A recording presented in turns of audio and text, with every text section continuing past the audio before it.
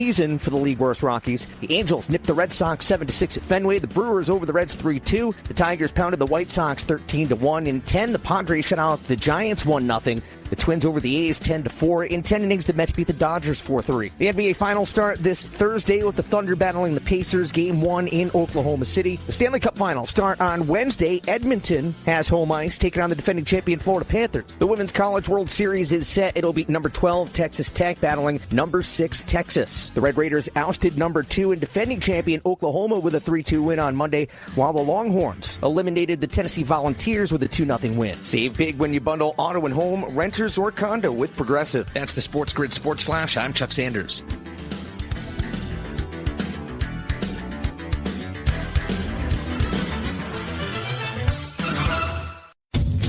At Skechers, we put the S in comfort. Wait. Skechers put the S in comfort? Yes, comfort you have to feel to believe. Skechers, we put the S in comfort. Let me try. Okay, I'm just stepping in and... Oh, wow. Skechers put the S in comfort. Duh, we told you. Find Skechers slip-ins at a Skechers store, Skechers.com, or wherever stylish footwear is sold. One of life's greatest mysteries has finally been solved. Who let the dogs out? It's Spruce, the new hard-working, worry-free weed and grass killer that's safe for use around people and pets. When used as directed, spray the leaves for visible results in just 1 hour and dead weeds in just 1 day. You spray, they play. Weeds die by the next day. Find Spruce wherever weed killers are sold. You don't have to sink a 30-footer from the end of your driveway to come out of the NBA playoffs smelling like a rose. SportsGrid brings you all the angles, insights, and odds. And more to make you a winner. This is the SportsGrid Radio Network.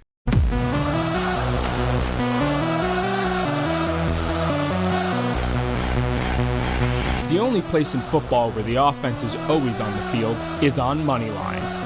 With the two best hosts in radio, Donnie Rightside. If anybody wasn't watching, listen, I don't know what you were doing. And Kevin Walsh. Forget act like you've been there before.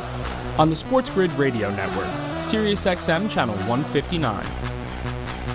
Oh, right back out of here. The best hour of your day now officially underway. It is Moneyline right here on the SportsGrid Network. Donnie Rightside and Kevin Walsh over the next hour. We got you covered on all the hottest topics, which includes Major League Baseball's full slate today. Weather conditions starting to improve out here.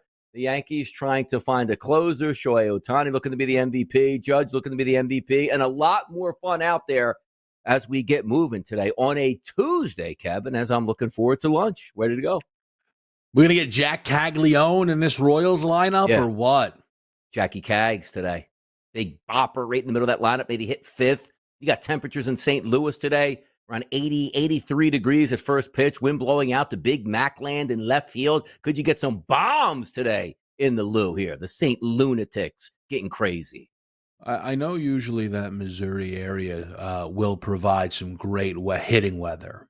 Usually does. I yesterday attempted to buck the trend on some great hitting weather. Now, it was not my usual beef with Wrigley Field that we see. Yep. But it is Coors Jr. out there in Sacramento. Two really good pitchers. Well, two solid pitchers in Luis Severino and Joe Ryan. 9.5 showing, 6-0 at the end of the second inning. And you go, all right, well, maybe Joe Ryan will keep some bit. And I think it was Lawrence Butler maybe hit a 3-run shot, 6-4, turn that game right off. Yep. It's incredible that they really just, I don't even know if Coors Jr., like maybe it should just be Coors adjacent. I mean, that ballpark all season long, Donnie, it has just been runs aplenty. Yep, it's great, too, because you take a look at in Major League Baseball over the past, let's just go decade. We'll leave it that simple. The Tampa Bay Rays playing in the Trop, one of the deadest bum ballparks you have. Then they go, all right, well, hurricane comes through, knocks the roof off. We don't want to pay any money. Let's get outdoors. And you play in 85-degree plus temperatures every day in a smaller ballpark. Flying out of there. Love to see it. The second worst ballpark in Major League Baseball is always out in Oakland. Because why? It's like 60 degrees at night, and the wind whips and whirls around. And if you hit a foul ball, everywhere is foul ball territory, and you're just out at this point. It's like, man, this place is maddening. Then you go to Sacramento, a small ballpark in the heat and humidity where the wind typically blows out, and it's a bandbox. I don't remember like a season. It's like, you know what? We're going to take the two worst ballparks in baseball and make them two of the best hitting ballparks in baseball and the fun you can have. Like, I absolutely love it because it's always, hey, man, you're playing at Tampa. They're going to throw 19 pitchers at you, all throw 100 miles an hour, and you hit the ball as hard as you can, and it falls on the warning track. No longer in baseball, man. I'm loving this stuff. And it probably, that great breakdown you explains why Jonathan Aranda makes the card nonstop. Yes. Brandon Lau, here he comes. And it's the reason why, when you look at the age, like, man, what a lineup. But if you think back to before the season started, I don't know if it was supposed to be what a lineup. Shea Langoliers and Tyler Soderstrom. Tyler Soderstrom, he was flirting with the home run lead. And then they all of a sudden just had too many road games in a row. Yep. Now he's back home bombing away here. Mr. Soder out here in the field. I love it, though, because those were the two toughest ballparks we always got knocked down. And now it's like, okay, they're back up. But also, like, we had a cooler temperature May for the most part, like every day. Like, hey, high of 62. Thank goodness we're out of the 50s. Like now today, across Major League Baseball, and particularly in the Northeast here, we're starting to heat up those temperatures. Yankee Stadium will be in the 70s, but multiple places in the 80s and high 70s today, which is always something nice to talk about as we start to get into the true baseball months at this point as we factor in. But as always, hot topics. We love to talk about them, love to get there. The NFL, we're in that waiting pattern here. OTAs, Stephon Diggs showing up, and there's questions, are they just going to fail him on purpose on his ACL because of what he does on boats? Let me ask you this question. Diggs shows up to training camp, right? And obviously he wasn't made available to the press yesterday because usually it's like a quarterback, maybe a superstar, and then the coach, and maybe a couple of the coordinators there. When Stephon Diggs gets in front, like the media, like, what does he say? Like, hey, Steph, had pictures of you on a boat.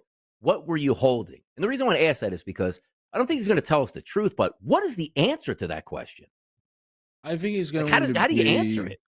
Yeah, for lack of a better term, he'll be a jerk about it. He's going to laugh and smile and not give an answer, and that's what it's going to be. I will say that, we haven't talked about the Diggs thing. I don't know if it's like I don't dabble in that world at all. Okay. And I don't know if that is why I was so stunned by the video. Not the people who were on the boat, but the little bag with all the assumptions of what's in the little bag. And I thought that would have been a thing that almost like a statement would need to be put out. Not, well, Diggs is enjoying. Like, Rodgers vacationing in Egypt and Diggs vacationing in whatever, boat, vacation place he's found are being treated similarly. Diggs missing OTAs to me, Donnie, not a story. Don't care at all. The Patriots aren't that important. He's not that important. The fact that he was seemingly handing out, again, whatever all that was, that seems like this must be addressed by, like, I don't know. Maybe I'm just, for lack of a better, prude about the whole situation, and maybe it's just a completely regular instance, except he ended up on video. Yes. Because the crazy part about it is, again, like, we know what the answer should be, but are you like, and then like, I carry around a little bit of Tussie, which is what I guess it's being called, a pink, not cocaine-like substance that usually doesn't have cocaine in it. It's just like a mix of like wild other drugs there. Like there's not even any like response you can have. So number one, you got to be stupid enough to have that on you, like in a public spot, but even more dumb to have, hey, by the way, did you just film me with something? Yeah, give me the phone. Let me erase that. Like, not like, hey, man, I probably did this all day long and we're showing people these pink bags all over the place and how much fun we can have. That's the crazy optics. And also, you're not ingrained as a veteran on this team. Like, you're new there. You have a knee injury that you're trying to show them you're healthy. It's like, I'm not showing up to training camp. Like, hey, again, if you're in Miami going like, look, I'm a veteran. Need to give my knee a little extra time. I've been working out hard. I don't need to be there this weekend. I'll catch you on the next one. But then it's like, hey, why was Steph not here? Did you see him on the boat? Was he enjoying himself? Yeah, it looked like he really was. Like, just a terrible look for the organization. But I just been wondering, like, the first time he's available, hey, Steph, what did you have on that boat? Is like, hey, look, man, I got caught doing some wrong things. A friend thought it was a joke that I should have this, and they do this on camera. Have something stupid that we don't believe, but at least sound stupid enough that we can believe, if you will, as opposed to the I crushed up my daughter's crown. You know what I mean? And I thought it was fun. What? I don't know what he's going to say, but the optics were so bad. And he's, I guess, Belichick's not there, but still Vrabel is a Belichick disciple. He's no big deal. There had to have been a conversation. What are you doing? Are you just asking to get cut? Yeah, that would make more sense if he was asking to get cut, because the whole thing felt like he was being filmed. Does that make sense? Yes, he knew he was on camera. It's this is going to be cool. Yes. It was, again, at no point could Ja Morant during that whole thing be like, what do you mean there was a camera? What do you mean? Ja, you every time you saw a camera, it was, hey, look, guess what I'm doing? And that might be, again, the example. Except, man, sometimes, Donnie, I'm so boxed in. This whole thing's got me, I don't know, is cocaine legal? Did I miss that? Is it legalized? What's going on here? Pass it around, people. Chat box fired up today. Darren's in there. Jordan P., Ryke, Francisco, Aaron, Steve, Engblom, CJ, Vic Ferrari. The boys are popping. Why? This is a Tuesday. Moneyline's on the air. We will be right back.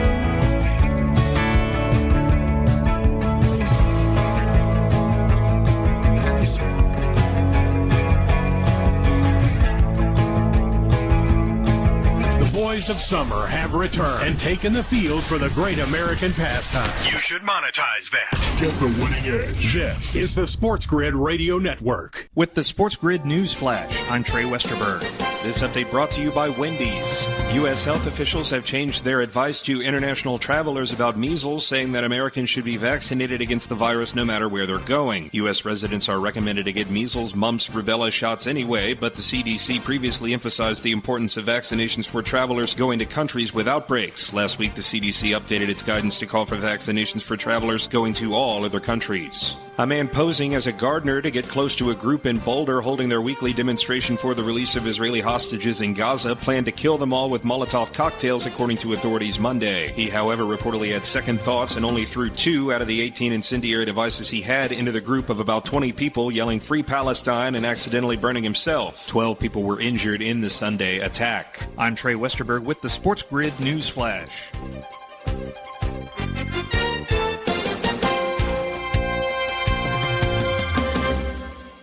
Progressive knows if you have to choose between everyday life and your boat, boat wins. What are you going to do? Take the boat out for a spin or go mail something? Boat wins! Are we cleaning the patio or taking the boat out fishing? Boat wins! Are we skipping that eye exam to go sailing? Boat wins! Rescheduling eye exams can be a nightmare. All right, fine. Eye exam, then boat. Yeah! With Progressive, you can bundle your boat with your home or auto and save with a discount and spend more time enjoying those savings on your boat. Progressive Casualty Insurance Company, affiliates, and other insurers. Not available in all states and situations. When you partner with CDW, your people get more out of technology. CDW AI architects deliver Microsoft services to automate tasks and boost productivity, helping sales reps connect with more customers. Remote teams collaborate seamlessly, and small businesses compete at scale. That's amazing. Make amazing happen. Microsoft and CDW. Learn more at cdw.com/modernwork. You don't have to sink a 30-footer from the end of your driveway to come out of the NBA playoffs smelling like a rose. SportsGrid brings you all the angles, insights, and odds. And more to make you a winner. This is the SportsGrid Radio Network. Look, I got a bone to pick with Philadelphia, Kevin. You ready for this? You ready for this bone to pick? Whoa. Saquon Barkley's the king of Philadelphia, right? Comes over from the Giants, kicks ass all year long. Ends up on the Madden cover, Super Bowl, greatest season, full season a running back has ever had in the history of the NFL. This year, expected to do big things like his numbers, Kevin, right? Rush yards, 1,450 yards. That's his number. If he gets 2K this year, it's 16-1. Over 2,106 rush yards, which mean the rushing record, it's 33-1. Offensive Player of the Year this year, plus 550, MVP at 50-1. Now, have you been noticing, because he does the cover shoot, which, again, was probably a couple weeks ago, clearly, because the game is out now, gets released, they show it, looks great, Eagles uniform, recreate it. But also, like, Madden's like, we're going to do, like, big things around, like, the city of Philadelphia to really, like, promote this and you have some fun. So if anybody doesn't know, like, every time you watch a Philadelphia Eagles game on, like, a Sunday afternoon, a Monday Night Football game, a playoff game, whatever it would be, a Philadelphia Phillies, let's just say, national game and or, like, a playoff game where a national audience will be watching, they always go to Pat's and Geno's, which is down in Philadelphia, South Philadelphia, and they're on opposite corners. Like, Geno's on one side, Pat's is on the other. It's like the cheesesteak is ingrained in Philadelphia. It's our national product, if you will. Now, granted also, Kevin, many other cheesesteak shops, which are localized, make better cheesesteaks overall than those two. But if you don't know what a cheesesteak is, you go there and you eat it, you'll be fine. I've been there many times, late night, Pat's, Geno's, quality stuff. But I feel like in Philadelphia, we get stuck up about things, right? Like, you can't do this, you can't do that. So, like, in order to hype up, let's just say, Saquon Barkley's Madden cover and the Philadelphia Eagles and really promote them, they take over Geno's Steaks, which is on one of those corners. And they make it Steak-Quans, Kevin. Like, you know what I mean? Smart little number there where, like, for the next week, it's Steak-Quans, where you go there, you get a cheesesteak. It's not Geno's, it's Steak-Quan Steaks. Like, it's sort of like a hype thing. Get the word. It's a pretty cool thing they did. Like, completely took the place over. And all the comments are, man, you could have went to a better cheesesteak shop. Like, are you kidding me at this point? Like, I am the hater of all haters, Kevin. And, like, for the city of Philadelphia, like, you could have picked a better spot instead of just enjoying, like, the rebrand of it, and it's funny, and Saquon makes cheesesteaks and hands them out, and it's Steak-Quans because he's taking over the city. Like, what's up with that? Now, first question is, did he take over Geno's and Pat's or just one? No, just one. Just one, yes, Geno's. My thing is, and I've heard you talk about this, big man, a little bit, and you kind of get the perception pretty quickly. Mm-hmm. Geno's and Pat's are the most famous, but if you were going to grade the cheesesteaks, they wouldn't come out first and second place. Yes. Which means that they are the most commercial cheesesteak places in Philadelphia. Yes. Which means for this incredibly commercial project,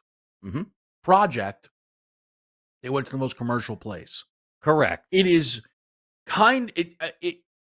it's like a self-fulfilling thing. Like, of course they didn't go to Oceans because they were going to the most popular place.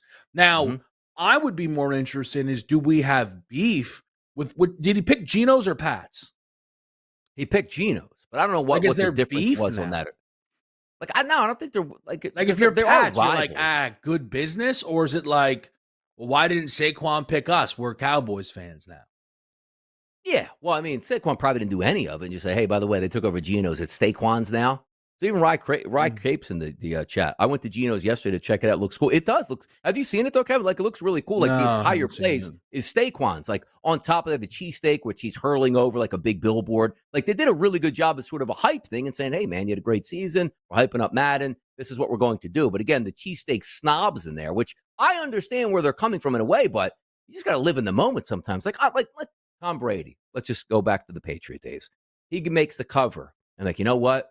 We're going to go downtown Boston, and we're going to go to like a lobster place, but we're going to go to Red Lobster. We're going to take it over. It's Brady's or whatever. Like, you know what I mean? Lobsters and buying the whole New England thing, and they eat like stuff like, oh, it's pretty funny. And he takes over Red Lobster for a day. And be like, you should have went to Tommy's on the dock on 31st. Like, that little hole in the wall. That's what. No, that's not the point. You know what, though, Donnie? It's not the point of it. But I'll push back. It's not like he went to a place I like, Jersey Mike's, and said, this is Steak-Quans, right? Yes, correct. If, again, you reverse it and Jalen Brunson's like, I'm going to take over the best pizza in the city. Meet me at Papa Brunson's now. And it's like, whoa, trade him. Get him out of here. Trade machine right away. Like, this guy doesn't know what's going on. He's at Domino's? Like in New York, let's just say, like, right? Like, what, like, if, again, it's a great point because you're trying to put it into different cities because, like, pizza and New York are synonymous. The cheesesteak in Philadelphia are synonymous. The beignets, like, let's just say in New Orleans, are synonymous. So they're trying to play off on that. Like, you're right. Like, in New York, it was like, man, Brunson, like, you're right. Like, Domino's Pizza on 33rd Street. Like, they took it over as Brunson's. Like, that's the equivalent of it. But there's, like, and again, like, people laugh, but like, you know, like the $2 slice from like Two Bros that's not that good. But if you put Brunson and Josh Hart on the billboard, like, okay, at least that's like New York. That would be them doing that, and then people being like, You gotta go to Carmine's or John's Bleecker. What do you? It's like, dude, like, relax, man. Again, like Geno's and Pat's are still very real cheesesteak places. They're just the most famous because they're across from one another. Again, if it was Steakwans at Jersey Mike's, that's beef. Like, if it was Jalen Brunson at Papa John's, it's beef. For decades, man. Like that's the cheesesteak center of the tourist attraction where everybody sees it on TV and wants to go there to see it. And they don't know a cheesesteak from a hole in the wall. But to act like it's like, oh, it's ridiculous. Like, no, like the original cheesesteak in Philadelphia, right? Because I don't prefer like Whiz is what they usually put on those ones.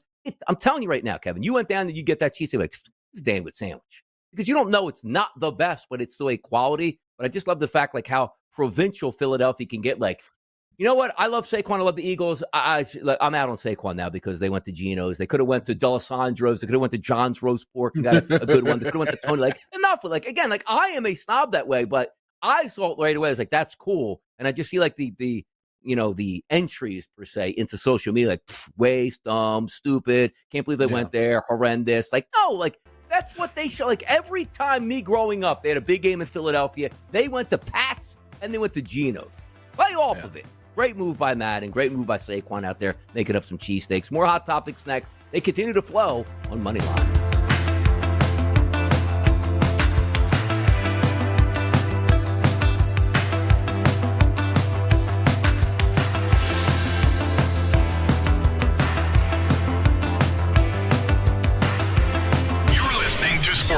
Stamping out the boredom in baseball year after year. We bring you all the angles, insights, and information you need. This is the SportsGrid Radio Network. The SportsGrid Radio Network presents This Date in Sports History. 1937.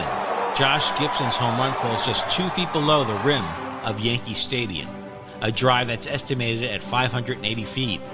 Gibson, who played the Negro League, Dominican, and Mexican leagues, officially hit 165 home runs in just 598 games. But some accounts say he had 800 home runs. For SportsGrid Radio, I'm Mike DeMurgis. The Technology Minute with George Capalbo. A new MIT ping pong robot plays with power and uncanny accuracy. Try and handle this. High-speed cameras and predictive trajectory computer hardware control a multi-jointed lightning-fast robot arm attached to one end of the ping pong table, precisely executing loops, drives, or chops.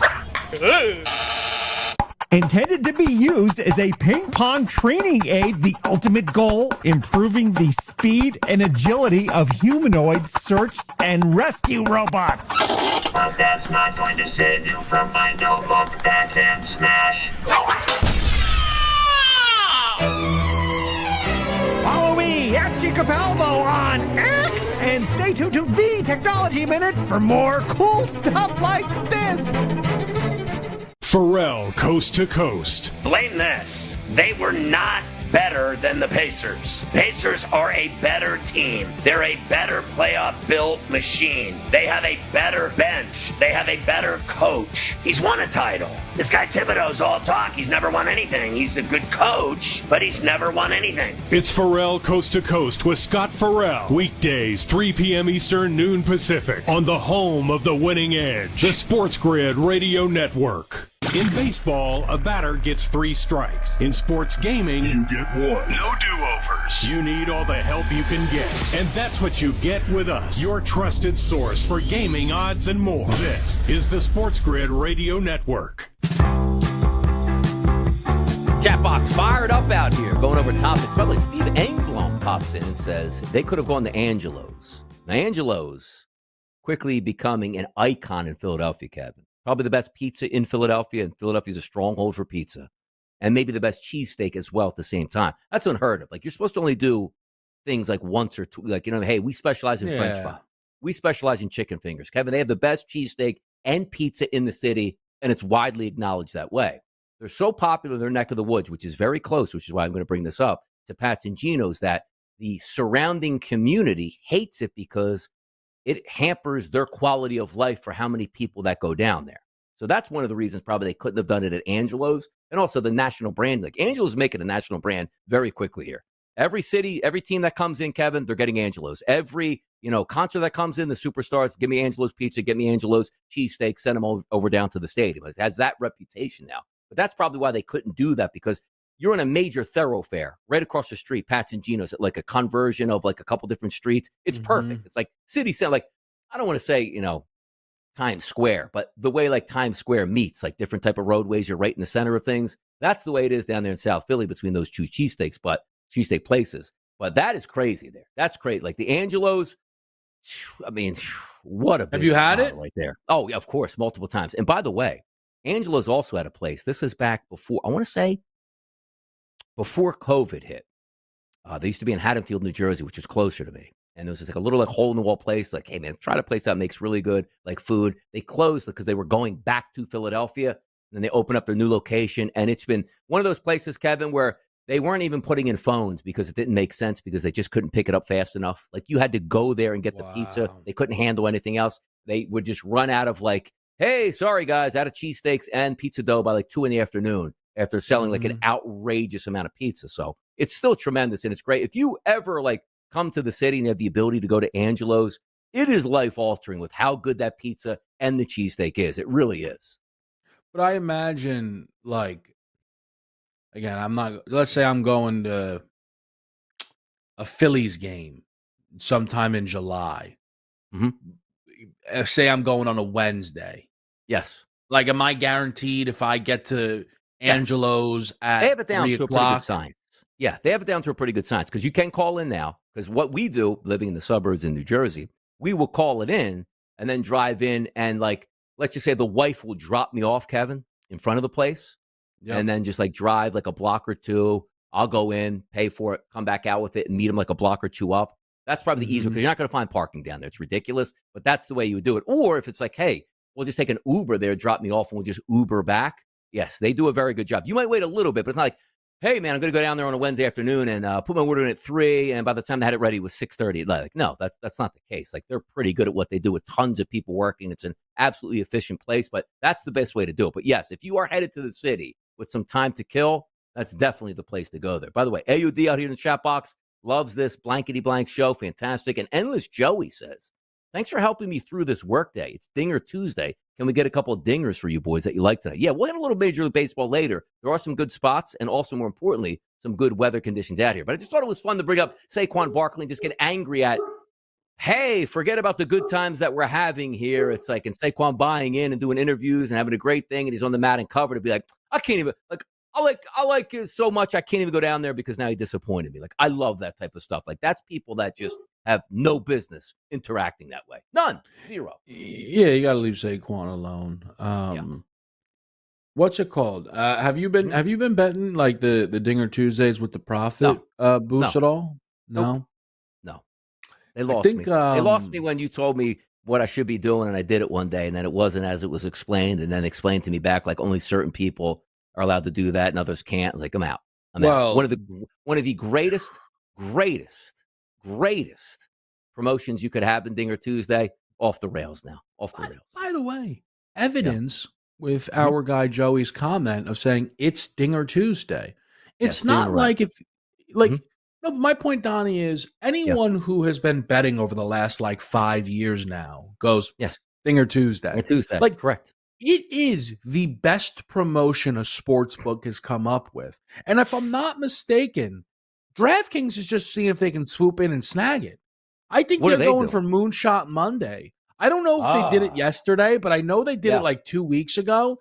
Wow. Because it was maybe like, but true, like one of those books should just snag it off of them because that's on FanDuel dropped the ball. I mean, come on. I think we can admit that. I think they know that. Nobody's happy about the way they've switched that around. Yeah, I'm also going to explain things because I guess they're not hurting for cash, but the way a business runs when they want you to get involved and spend more money, we'll hit that next and much more.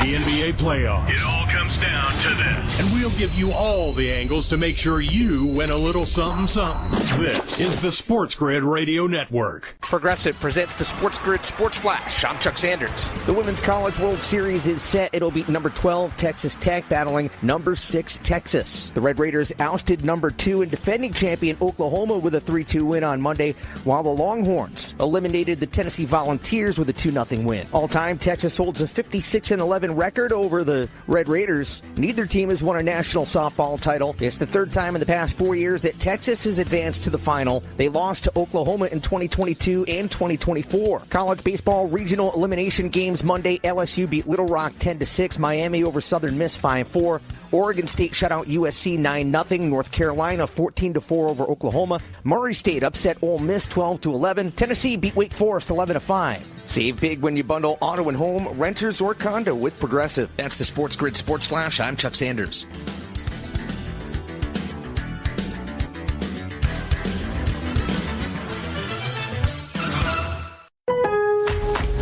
Now more than ever, Lowe's knows you don't just want a low price, you want the lowest price. And with our lowest price guarantee, you can count on us for competitive prices on all your home improvement projects. If you find a qualifying lower price somewhere else on the same item, we'll match it.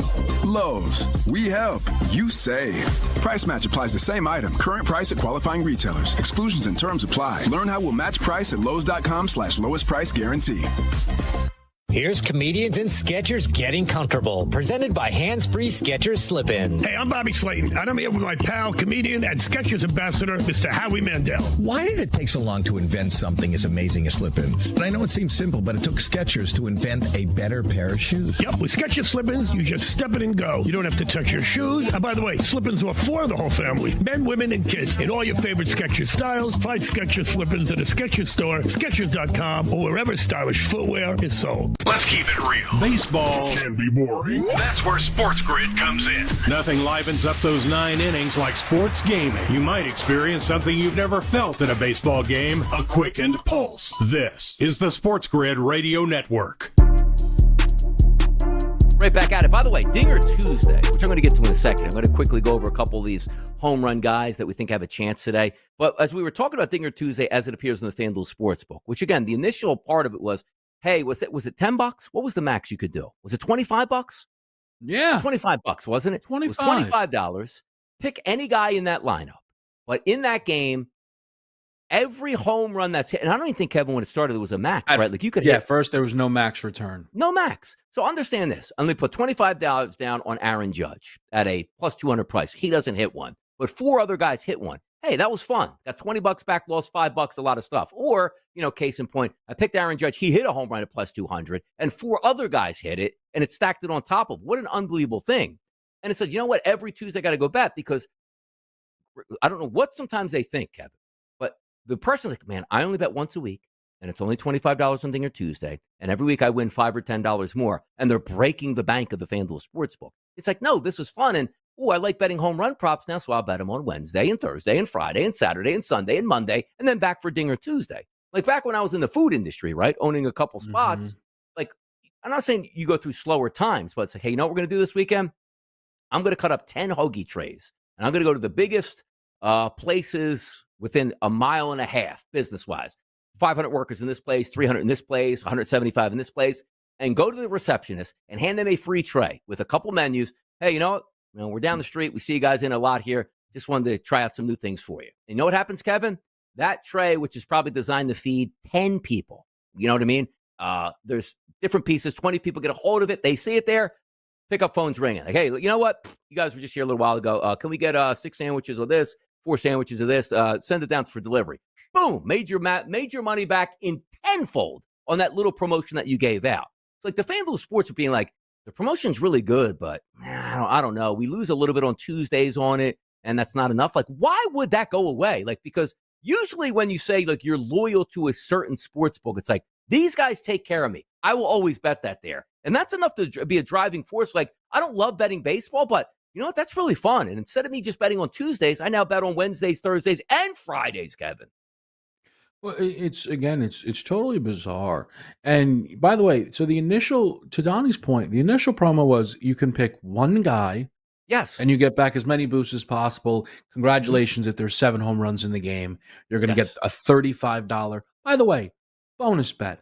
Not in real money. Correct. Okay? Because you know what that bonus bet is?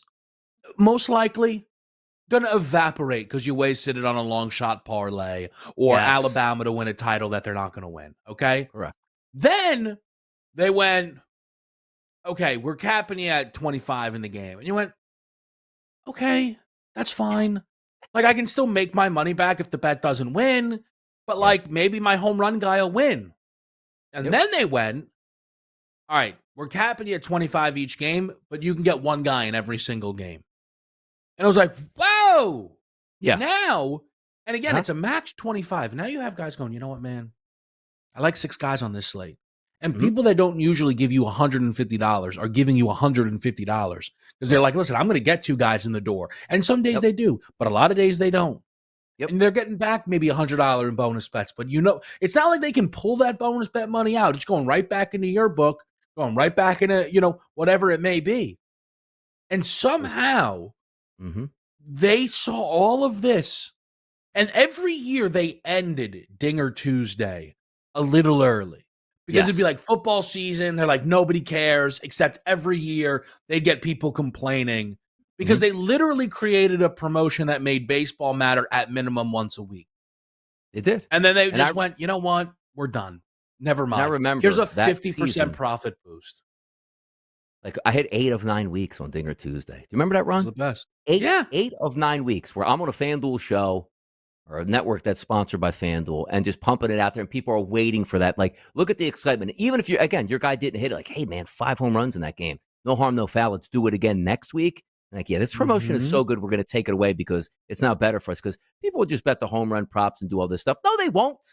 So that's funny that we bring up Dinger Tuesday that comes up in the chat box, which today was Tuesday, that I'm not normally talking about Dinger Tuesday on a Tuesday. By the way, Vic Ferrari says, nobody talking about the French Open, Kevin. You talk about the French Open on your on GTD? Like, what are you guys doing out there?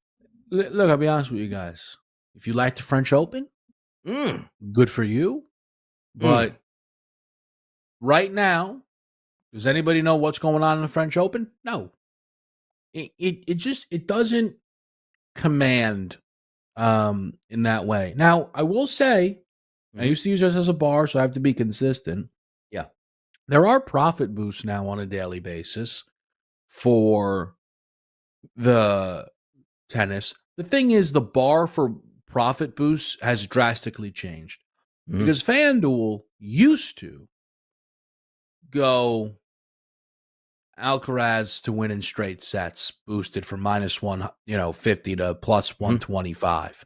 Yes. And again, that's why I used to tell people like the tennis doesn't matter because the boost they're actually giving you is Ohtani and Judge to combine for 6 total bases, or the boost they're giving you is SGA and Halliburton to combine for 55 points. And it was never a tennis boost. But now we're just kind of piling on, but it's just how it is. Now that every boost is thoughtless and it's just a percent and a max amount and a odds requirement, you get profit boosts on the MMA, you get profit boosts on the golf, on the tennis. They give you 4 profit boosts every golf tournament. Okay, I'm not using that. I don't know. Whatever. We're down this road already. DRS and I used to do the early line, and before every single golf tournament, if there was a make the cut boost, yes, you could guarantee that Donnie and I were going to spend a full segment on it, and we were going to bet it. And in fact, and watch it and play it out. If we didn't bet it, right, it was almost like, okay, well, they've put thought into it. That's interesting, right? There's content to be broken down. It wasn't because we ignored it, because that required us to care. And at that point, if I'm going to put any level of research into the profit boost, I might as well double check who I think is going to win the tournament. Yeah. But now you give me 25% boost every round. I'm not betting that. That does nothing for me, man. Yep. Like they just, I don't understand. Like they had these incredible things. Anybody who used to listen to Donnie and I on In Play Sports Tonight, the late night radio, will know what we did for the 3x2. But we didn't do that because anybody asked us to. Nope. It was the most enjoyable bet in sports. It was. Just gone. Sometimes we would get the double up on those nights, too. Early, and then we'd stay on late just to watch it go down for the 10 o'clock games to see what happened. And it was so much fun there. And that gets you in like, oh, you could bet all these type of props. Again, it's not like unlimited, right? Like, hey, we're going to give you an odds boost tonight. Maximum of $5,000. Aaron Judge to get on base. Like, whoa. You know what I mean? Like, whoa. And it's boosted from minus 800 to plus 140. Like, no, we're just asking for, because you're right. For a while there, someone just got outrageous, like no thought process. Like, Saquon to score 3 touchdowns tonight, plus 900. Like, well, come on now. Like, I'm looking for the guy to score 1. You tell me he's got to get 3, or what a boost it is at that point. So, tough scene overall at that point. But I thought it was good to bring it up where a couple of those things where it's like, boy, they used to be a lot of fun, and I've sort of taken that away. And by the way, Dinger Tuesday, which you asked after in the chat box, was it? It was, I think it was Endless Joey, right? Endless Joey. Grisham and Belly for the Yankees. That's Cody Bellinger and Grisham. And then Schwarbaum for the Philadelphia Phillies and Ronald Acuna for the Braves. Just looking in passing there, a couple guys to look at. But they're also, RBIs have been very good to me, Kevin, over the past week and a half now. Really starting to gain some steam every night, profitable, getting a couple down right out of the bat. Love that market. It seems to me, as always, like team totals are good, Kevin. But I just think, like I'm saying, like, okay, if these guys are going to score 5 runs, one of my guys is at least at a plus 180, going to get an RBI. And it's just been fun, man. Buzzing the phone, cashing in quick, getting them out of the way in the first inning, second inning has been a good time at this point here. But I know here's what we got to do. Next segment. You sent me the DM. I saw it today. That's the Orlando Magic uniform. And I'm going to segue this into me getting angry once again at my favorite NFL franchise. Come on back.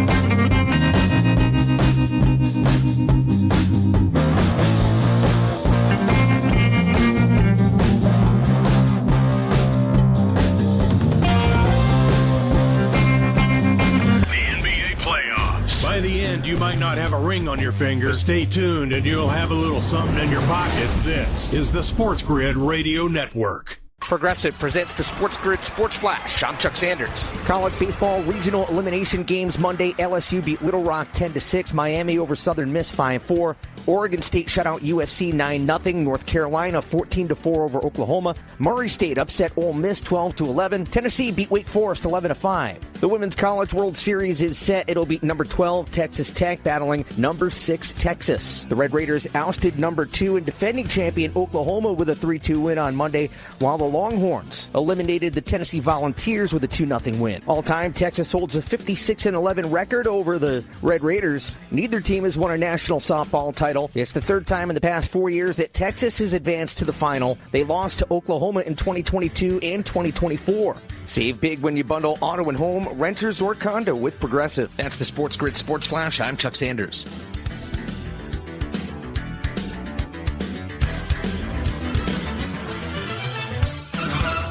Progressive knows when you're in your RV, you're already on vacation. That's when you become Vacation You, who just camped where there's absolutely no shade. Even though regular you burns easily. In fact, Vacation You burns too, but is too stubborn to admit it, which is why regular you gets in trouble at the dermatologist, because Vacation You doesn't do doctors. So bundle your RV with your home or auto policy and earn an automatic discount from Progressive. And spend the savings on the both of you. Progressive Casualty Insurance Company affiliates and other insurers. Not available in all states or situations. Testing. We're live from Chick-fil-A. This is Grant. And this is Laura. And a little thing we love about the Chick-fil-A Smokehouse Barbecue Bacon Sandwich is that sweet bun. And that chicken filet was perfectly crispy and soft at the same time. And that Smokehouse Barbecue sauce, it's a lot of fun. And the brown sugar bacon definitely had a little bit more pizzazz. Also, the Mac, one of the all-time greats. Man, I'm getting hungry. Order the Smokehouse Barbecue Bacon Sandwich and a Coca-Cola on the Chick-fil-A app for a limited time. Real guests paid for their testimonials. Springtime. When a young man's fancy turns to... Get your mind out of the gutter. For sports gaming strategies and information that gives you an unfair advantage, you'll find it all right here. It's the winning edge. This is the SportsGrid Radio Network. Right back at it here. Oh, yeah. Fashion police, Kevin. And I'm going to segue this by going role reversal. You sent me a picture, which I'm going to explain into just a few moments here, from the Orlando Magic.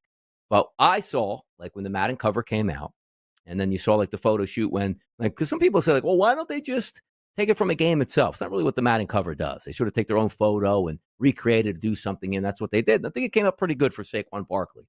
And then I just, like, recognized the photo and go, like, that is the most beautiful uniform I could ever think of in my life is that Saquon photo.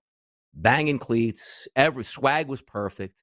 The Kelly greens, and I say I have no idea how the Eagles went away from Kelly greens and now they're midnight green, but they still wear, the Kelly greens now as an alternate jersey. Let's just say 2 times a year. The fans only buy, it seems like, the Kelly green jersey now, and that's their best jersey.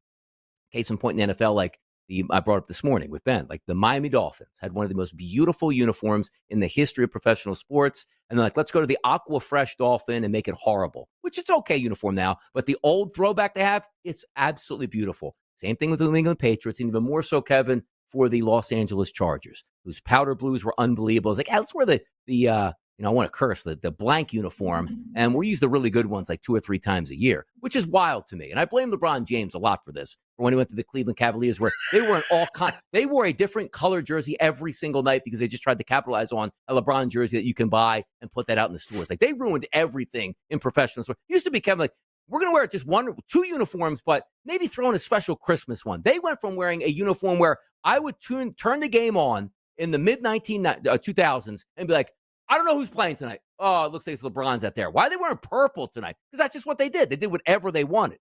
So you send me the uniform for the Orlando Magic, which coming into the NBA, they wore the pinstripes, which was an interesting look. They got away from the pinstripes, tried a couple different things. I'm not saying the Magic uniform is great or not, but I hate the pinstripe look, Kevin, on a basketball uniform. I hate it. If it was always your look, maybe I understand it. But Orlando saying we're going back 30 years to wear the pinstripe, I don't like it. I don't like it. I think the one thing that will always throw me off a little is when they go, we're going to go to the retro uniform. But we got to put our spin on it. Like, we got to, instead of giving you just the exact. Yes. If I say, hey, everyone, picture Shaquille O'Neal on the Magic. Yep, you got him in the black pinstripe jersey. Yeah, they messed with it for some reason. I don't know. It's just odd, right? It's like they can't embrace the jersey that seemingly everybody wants. Again, I understand nostalgia is a real thing. So when you look back, you're typically like, any throwbacks we like. But that isn't entirely true, because the Giants will wear throwbacks that people hate. The Steelers, the Packers. Yes. Right? There's certain uniforms where you go, okay, we've gone too far. Yeah, the Eagles had the worst one some of all of these time, things. You remember the Eagles' worst one of all time? The blue and yellow? Mm-hmm. Yeah, you want to talk about the uproar when they announced, like, okay, we're going to have a little fashion show with it. The uproar that was in the city of Philadelphia, like, you're going to give us this, but you don't want to give us the Kelly Green. Like, it was the worst. Like, we're going to throw back to this. Like, nobody remembers the Philadelphia Eagles in that uniform. Same with the Pittsburgh Steelers Bumblebee uniforms. Nobody looks at it like, man, that's when I grew up, man. That's the Steelers. Like, that was like 2 years back in like the 40s that nobody remembers. Like, so I can see where it's like Orlando getting back to the heyday in the white home jersey, and that's right. Shaquille O'Neal and the number 30. Was he 34? Was he 34? He was 34, yes, right? I think on the so. Magic? I believe or 32. so. No, he's 32 on the Magic, wasn't he? What was he? Because he had to change when. No, you're right. 34 Magic's Lakers. numbers. Yeah, 34 Lakers. 32 Magic. Yes. 33. Yeah, and 36. Yeah, all those. Yeah. Well, I remember. My dad really beat me up one year. It's real funny, and I mean, like in a conversation, because when Shaq was going to when Shaq was going to the Celtics, he was like, "Let me ask you, kid, what number is he going to wear?" So I went, well, I don't know, 34. He went, "That's Pierce." I said, "All right, 32." He goes, "That's McHale." So I'm 33. He goes, "Now come on," and I was like, "Oh, that's Larry." I'm like, "I don't know," you know. So he had to keep moving numbers back. I'll just throw this too to everybody being like, everything's nostalgia.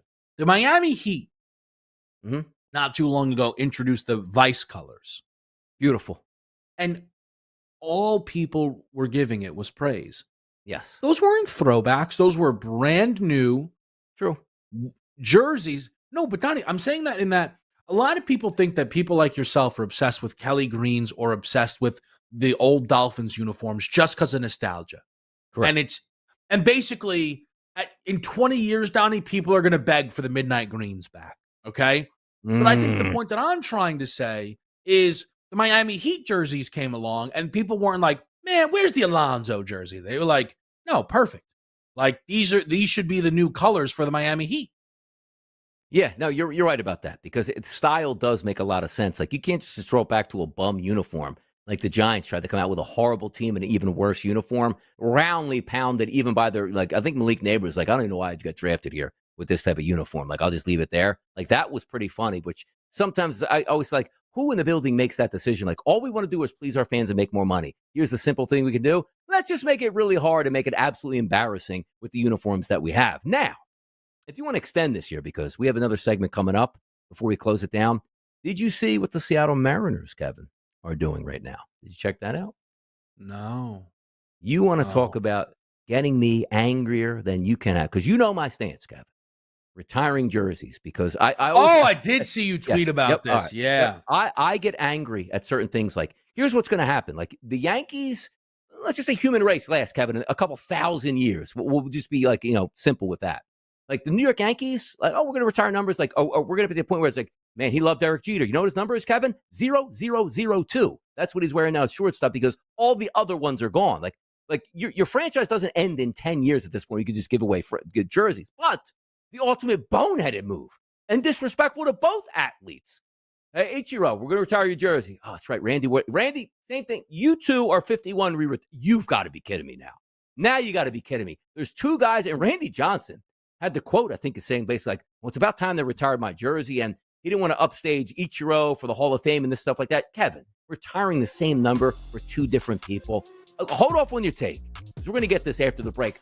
I hate retirement jerseys, and I love seeing this because how stupid retiring a number is, and the Mariners played out exactly the way you thought they would. Hear about it next.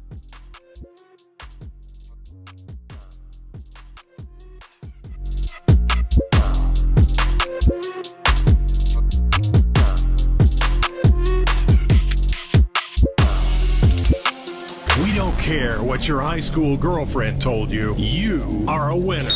Or at least you will be if you keep it here. This is the SportsGrid Radio Network.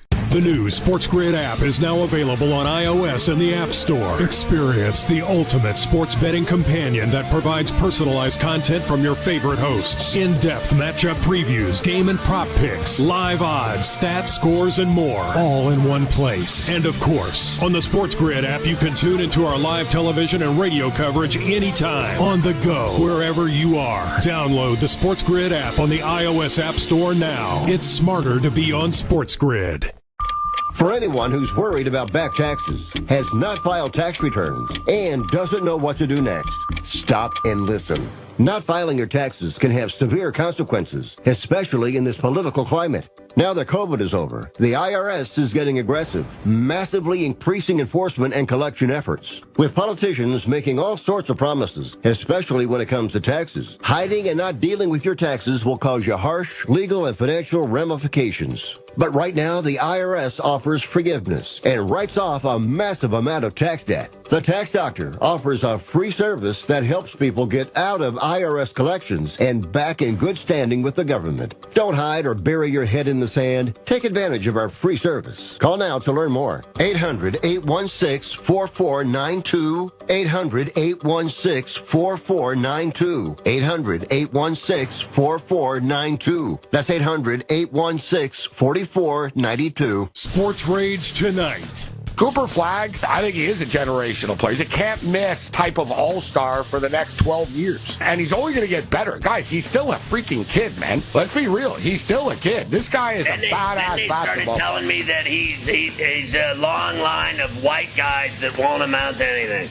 You're wrong. He's not good. It's Sports Rage Tonight with Gabe Morency. Weekdays, 10 p.m. Eastern, 7 Pacific on the SportsGrid Radio Network. If you want to be an alpha, you've got to get the winning edge. It's kind of a necessary ingredient if you want to lead the pack. So mark your territory with the winning edge. You're in the big leagues. This is the SportsGrid Radio Network.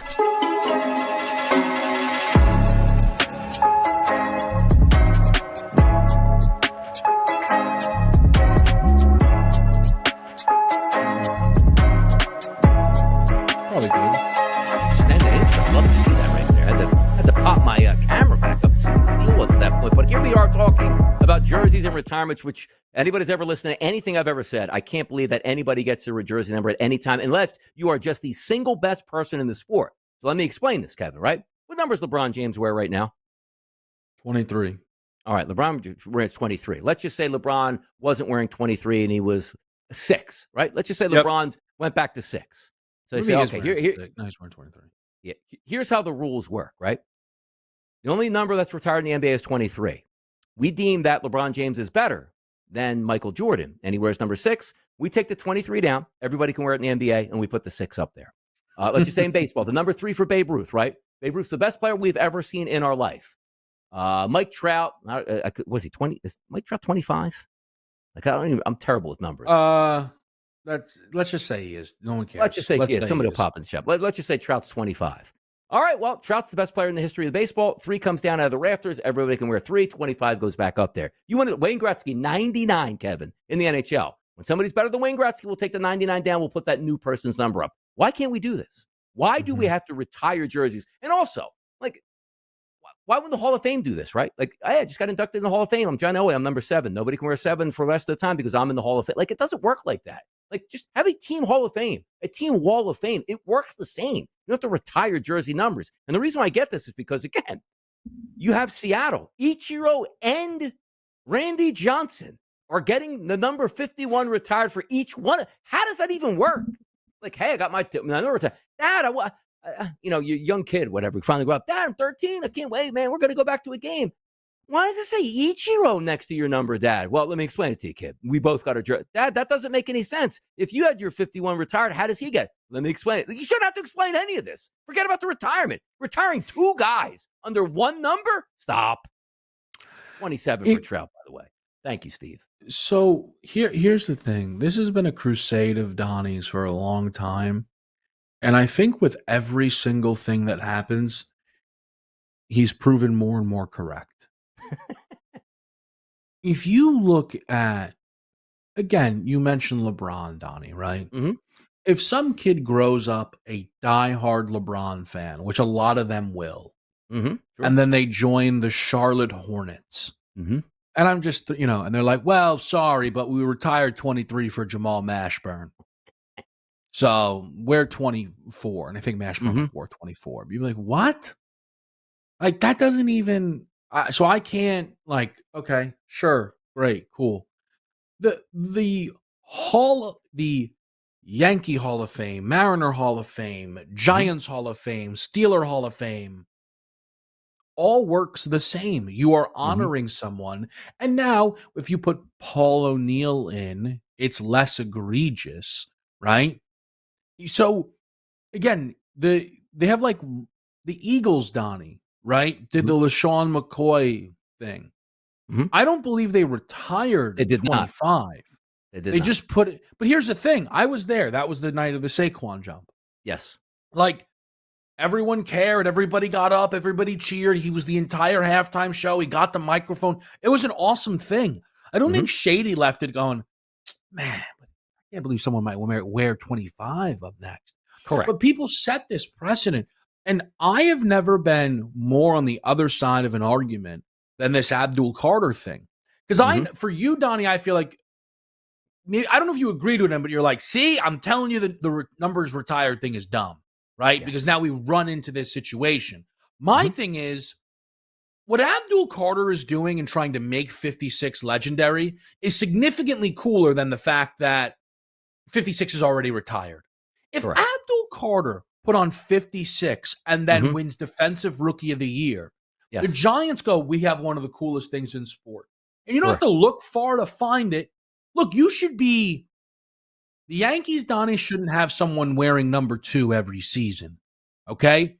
But maybe Aaron Judge should be wearing number 2 when they officially name him the captain. That's what they do in soccer, by the way.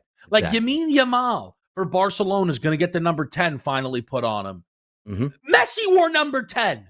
Yes. Messi. And Barcelona didn't go, come on. The season starts, Kevin. It's all right, we're about to go out there. Derek Jeter appears in the room with number 2 and puts it on Volpe, this is your team now, kid. Whoa! That's what we want. Derek Jeter would never do that. Even if the player is better, he'd never admit it, which A-Rod was a better shortstop. Said, stay over there, kid. Shortstop is mine. That's another day, and maybe even tomorrow on Moneyline. For JP behind the wheels of steel, Donnie Rightside, and Kevin Walsh. Baseball tomorrow. Who says no on a Wednesday? See ya.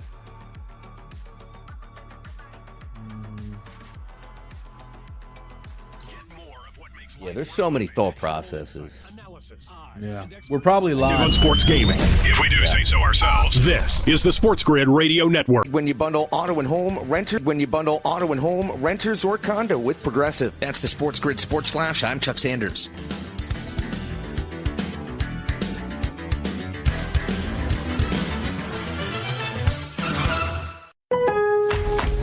Now more than ever, Lowe's knows you don't just want a low price, you want the lowest price. And with our lowest price guarantee, you can count on us for competitive prices on all your home improvement projects. If you find a qualifying lower price somewhere else on the same item, we'll match it. Lowe's, we help, you save. Price match applies to same item, current price at qualifying retailers. Exclusions and terms apply. Learn how we'll match price at Lowes.com/lowest price guarantee.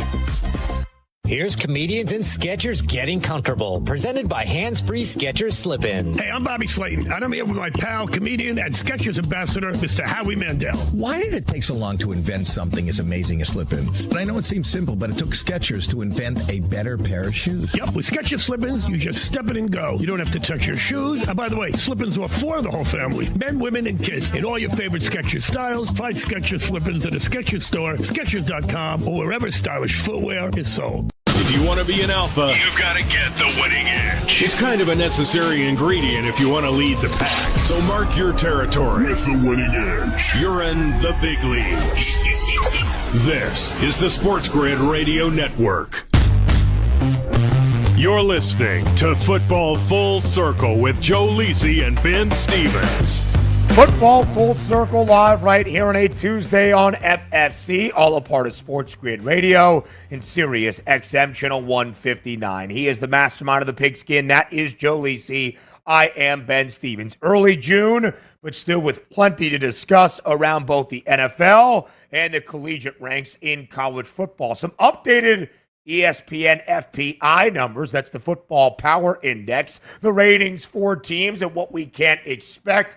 The projections for 2025. We'll talk about those updated rankings and the numbers and what it all means throughout this show. Continuing news around the National Football League, who is at voluntary OTAs this week. The return of Stephon Diggs. More further fallout from the retirement announcement of the Lions center in Frank Ragnow. Plenty to break down today, Lisi Guy, on Football Full Circle. Yeah, we talked about it at the end of the show with Ragnow. How would that affect the Detroit Lions moving forward? Obviously, with college football, Ben, I mean, the rankings and schedules come out, and this is what it's all about, dissecting, teams' path to a potential college football playoff berth. We know about the potential expansion on the horizon, but all that matters this year is the best teams, top 10 potentially, that have an opportunity to crack and make the college football playoff. Could some of the contenders be there? Yep. Georgia, Oregon, Ohio State, and some of the teams that really need to make a statement like Penn State and James Franklin. Could they knock down that door at potentially a national championship appearance? And we'll compare those rankings in the ESPN FPI, the Football Power Index, to the national championship odds provided by the FanDuel Sportsbook. Where are the disparities? Where are the similarities? But, Lisi Guy, we start with some news around the National Football League. Not just Frank Ragnow announcing his retirement yesterday, but veteran defensive back Ronald Darby, who, of course, helped the Eagles win their first Lombardi, Super Bowl 52, now many years ago, and played 10 years in the National Football League, was a current member of the Houston Texans, telling the Texans yesterday he is retiring from the NFL. It's part of the news that we get at this stage of the offseason. And, Lacey, something to be discussed was, of course, that June 1st designation, when some of those salary cap numbers and the dead cap numbers that are still on the books do decrease year in, year out. You have heard us probably mention a post-June 1st designation for many things, a release, somebody being cut, somebody being traded, and how that would alter in that cap hit. Lacey guy, it's why we get some of this news here early in the month of June, because once you figure out what the June 1st numbers look like, you have a better picture about the year ahead. Yeah, and you talk about, Houston with Darby and playing 10 years in the NFL, a veteran presence, but if you can't live and produce at the same level, then obviously it's a team decision, it's a player decision to obviously move on. And when you just look at Houston as a whole, right, defensively, they were stout last year. The questions are on the offensive side of the ball, but knowing what you have in terms of dead money hits as it relates to the cap is important. So it allows you to make moves. It allows you to sign younger players for depth and obviously a chance to win an AFC and an NFC championship. So we'll say some teams do it great. Teams like the Eagles, I think, do it better than anybody. But, Houston making a move and Darby, a great player in college and a great player in the early part of his career, just not playing up to the same level over the past couple of seasons. And a decade in the National Football League should be celebrated. It's a long, long time that on average, not every NFL player gets to see that length of service in the NFL. How about this report, Lacey Guy, a few hours ago from ESPN's Adam Schefter? Sources telling him that former Bills and Jags wide receiver Gabe Davis, who spent only the previous year in Jacksonville, is now a free agent, scheduled to travel to Pittsburgh tomorrow to meet with the Steelers on Thursday. Of course, the Steelers have been active in adding to their pass catchers and even trading away some in George Pickens. Last week, we got an update that the Steelers had reached out, at least to the Dolphins, inquiring about Pro Bowl tight end, although a trade not expected anytime soon. It seems as though, Joe, the Steelers are worried more about who is going to catch a football instead of the person responsible for throwing it, unless we still believe that's just going to be Mason Rudolph or the rookie 6th-round pick, Will Howard, out of Ohio State. And a couple of the Steelers came out. I forget exactly who said it. Said that he was an MVP, all-pro candidate, watching the OTAs. I forget who said it exactly. One of the defensive players for the Pittsburgh Steelers. Listen, we know that Mason Rudolph could play and start games for the Pittsburgh Steelers. Can he elevate this team to potentially an AFC championship? That's the main question. If he couldn't do it a couple of years ago when they got knocked out by the Buffalo Bills as an 11.5-point dog. He couldn't do it and lead, obviously, Tennessee with that roster to even an above 500 record and didn't even perform at the same level that he did at the end of the regular season with the Pittsburgh Steelers a couple of seasons ago. And maybe you could say he could put up dynamic numbers with Pickens and DK Metcalf, but now with Pickens with the Dallas Cowboys, you really have to light it up, and I just don't see it. Is it any different?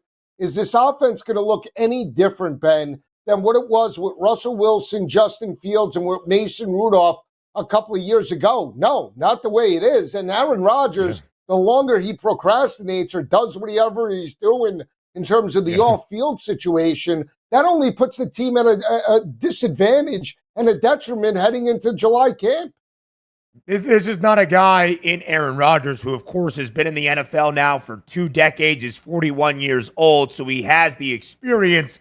We're not doubting that. But this is not a guy in Aaron Rodgers playing at the MVP caliber level. We saw even as recently as the back-to-back winning years of 2020 and 2021. This is a guy that, of course, has not been in Pittsburgh, has respect for Mike Tomlin, but not exactly understanding the system or the organization. Lacey, we were not together on this show last week after Aaron Rodgers was in Austin at a Mike Stud concert and took questions from fans that led to a little bit of off-season speculation. Further, he was asked, would he go play in New Orleans? He said he's too old to live in Louisiana, whatever that means. He was asked about the Pittsburgh Steelers and welcomed the idea, but basically said nothing has been finalized yet. Again, it is a waiting game for Aaron Rodgers. That is a disservice to the Steelers in general, but you can also fault Pittsburgh for not having the foresight of any offseason or succession plan at the quarterback spot. But Lisa, it just feels like the large elephant in the room that eventually, even if it's August, already a few weeks into training camp, Aaron Rodgers is going to show up. But show up maybe in the way that he's a savior for the Steelers? Not in my mind. Does he make any difference for Pittsburgh at all? Does he move the needle on a win total of 8.5, on a playoff price, on an AFC North price, on a conference championship number in the AFC? To me, Lisi, not whatsoever. So again, we wait because of the notoriety. We don't wait because we expect this to be the monumental move of the late offseason in the NFL. No, and if it was anybody else, I don't think any team would stand for what's going on. And I understand that maybe Aaron Rodgers has off the field, stuff going on with family members, and that's to his prerogative. You do what you have to do, but there's no professionalism in regards to what he's doing. I mean, I could see if you're dealing with off the field stuff, but then you're obviously fielding questions in Austin and just bouncing around in the public spotlight. What does that show your organization or your teammates that you're planning on being with in July or August, that you're dialed in? You're going to lead this team to an AFC championship if he signs on the dotted line with the Pittsburgh Steelers? It actually shows a lack of care, a lack of professionalism. You would expect that from maybe a second or a third year guy, not an all-pro looking to win his second Super Bowl. And certainly if we're cutting and just, comparing, would Tom Brady act that way? Would he act in that regard? When he went to Tampa, he was completely bought in to the program. More on FFC up next.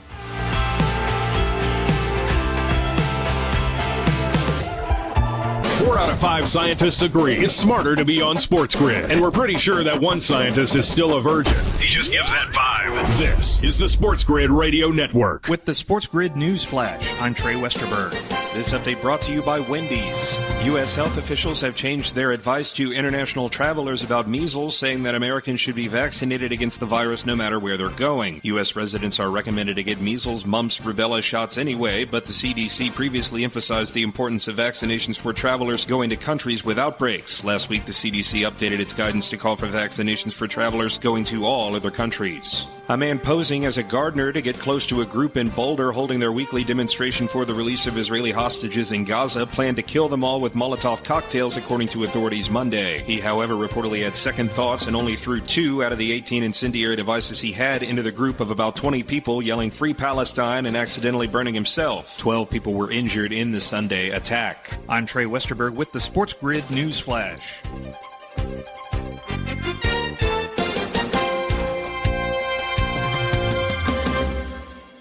Progressive knows if you have to choose between everyday life and your boat, boat wins. What are you going to do? Take the boat out for a spin or go mail something? Boat wins! Are we cleaning the patio or taking the boat out fishing? Boat wins! Are we skipping that eye exam to go sailing? Boat wins! Rescheduling eye exams can be a nightmare. All right, fine. Eye exam, then boat. Yeah! With Progressive, you can bundle your boat with your home or auto and save with a discount and spend more time enjoying those savings on your boat. Progressive Casualty Insurance Company, affiliates, and other insurers. Not available in all states and situations. When you partner with CDW, your people get more out of technology. CDW AI architects deliver Microsoft services to automate tasks and boost productivity, helping sales reps connect with more customers. Remote teams collaborate seamlessly, and small businesses compete at scale. That's amazing. Make amazing happen. Microsoft and CDW. Learn more at cdw.com/modernwork. There's something you should know and always remember. SportsGrid does not increase luck. We're your unfair advantage for the latest sports gaming information. If you're looking for luck, go find a horseshoe. This is the SportsGrid Radio Network. You're listening to Football Full Circle with Joe Lisi and Ben Stevens. Live right here on Football Full Circle. We were coming up against the break when Lacey was talking about Aaron Rodgers and what, if you can even call it, an offseason plan exists for the Steelers in that quarterback room. Again, we are all assuming, right? It might be an assumption, but we are all assuming, and all arrows are pointing to Aaron Rodgers eventually. At what stage? That we don't know. Will it be pre-training camp, during training camp, right before week number 1? Again, the timeline is unclear, but we assume Aaron Rodgers at some point is going to sign with the Steelers. Otherwise, they have been far too quiet this offseason. Lacey, we know what the story is in Pittsburgh. 18 years under Mike Tomlin, Never a losing record, never fewer than 8 wins in even 4 of the previous 5 seasons, with shaky quarterback play at best, or mediocre quarterback play at best, or if you give them the benefit of the doubt, slightly above average quarterback play at best. The Steelers have made the playoffs. So if Aaron Rodgers is there, and the Steelers even go over a win total of 8.5 to not have a losing record in year 19 under Mike Tomlin, heck, maybe they get to a 10-7 record and they even qualify for an AFC playoff berth. It's not necessarily like, see, that's why you sign Aaron Rodgers. Because I think the Steelers as a fan base, Pittsburgh as a proud franchise, probably tired of that very idea of middling success where you're never bad enough to tear it all down, but you're never actually elite enough to contend for championships or Lombardi trophies. And the last time the Steelers played in the AFC title game was 2016, nearly a decade ago. That was also the last year Pittsburgh even won a playoff game. So if Aaron Rodgers is there and even leads them to a winning record, that's simply not enough for the Steelers this season. It would be so anticlimactic, too, if he decides not to play for Pittsburgh or not to play at all, that they put all their eggs in one basket and allowed this situation to play out. You would never think that a Super Bowl winning coach, let alone Mike Tomlin, that has consistent winning records each and every year, would allow this to happen under his watch. You know, it's almost like a call of desperation. Right? It's like, okay, we have a plan. Oh, no, we don't have a plan. And this is what we're doing. And again, if Aaron Rodgers does walk through the door, there's no guarantee that he's going to, elevate this team to the next level. He has a greater possibility of just duplicating what Russell Wilson did last year, where they go 10-7, maybe 11-6 at the most, if you want to give them the benefit of the doubt. And they'll limp out of the playoffs after round number 1 because they just don't have the offensive firepower. And quite honestly, I'll say this, their defense is nowhere near where it was in the heyday back in 2016 or when they won a Super Bowl against the Arizona Cardinals. It's just like night and day. We're talking and we're under the imagination that Pittsburgh is this dominant defense when they get ripped each and every week by teams not in just the division, but in the AFC as a whole. I mean, we're kidding ourselves at this point.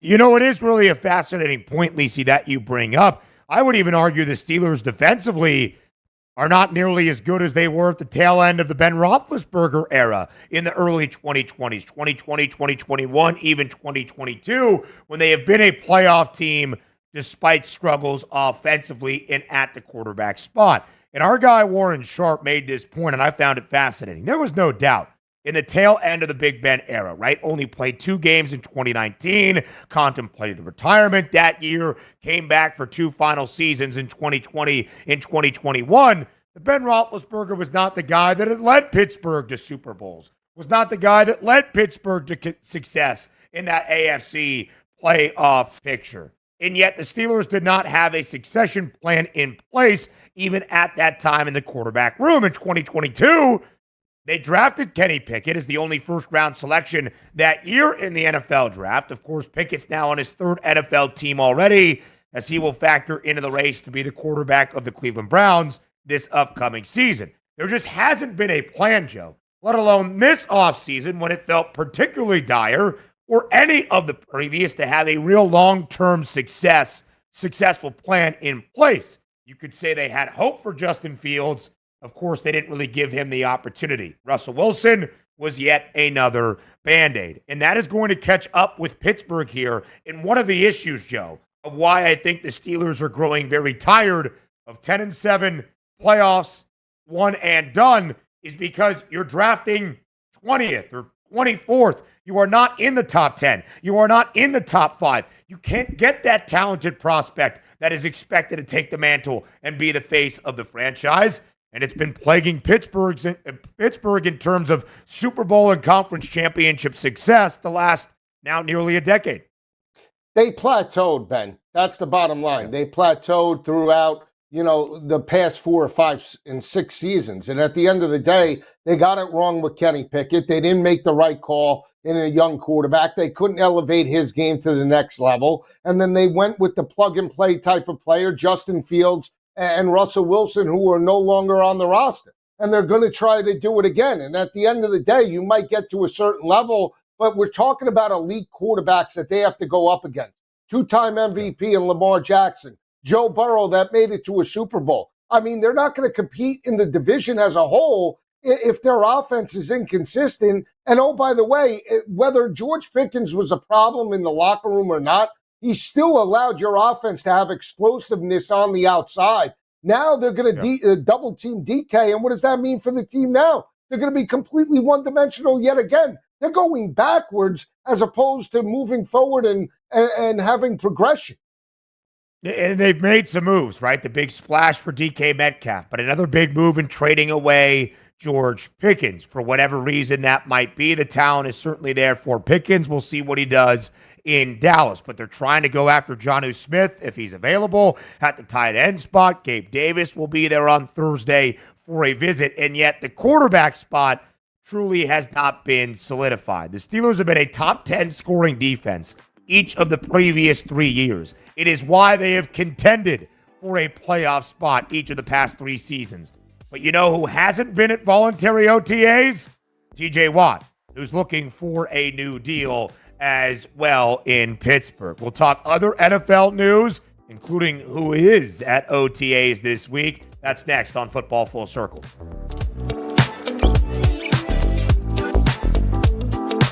There's smart. And there's not smart.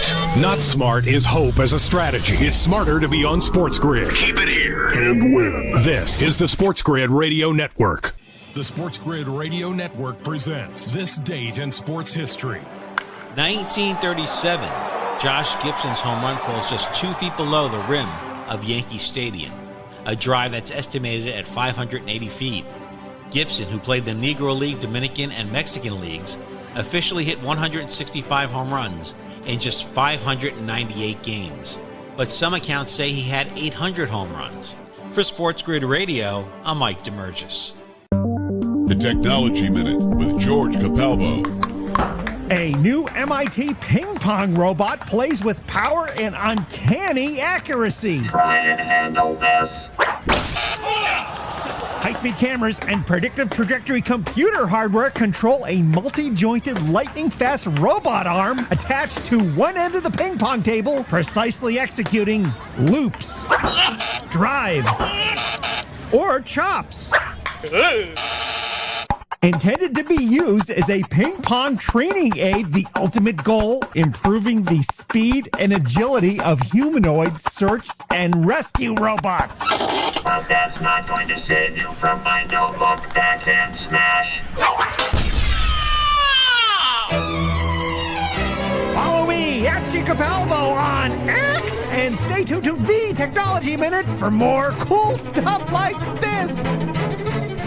Pharrell, Coast to Coast. Blame this. They were not better than the Pacers. Pacers are a better team. They're a better playoff-built machine. They have a better bench. They have a better coach. He's won a title. This guy Thibodeau's all talk. He's never won anything. He's a good coach, but he's never won anything. It's Pharrell Coast to Coast with Scott Pharrell. Weekdays, 3 p.m. Eastern, noon Pacific. On the home of the winning edge. The SportsGrid Radio Network.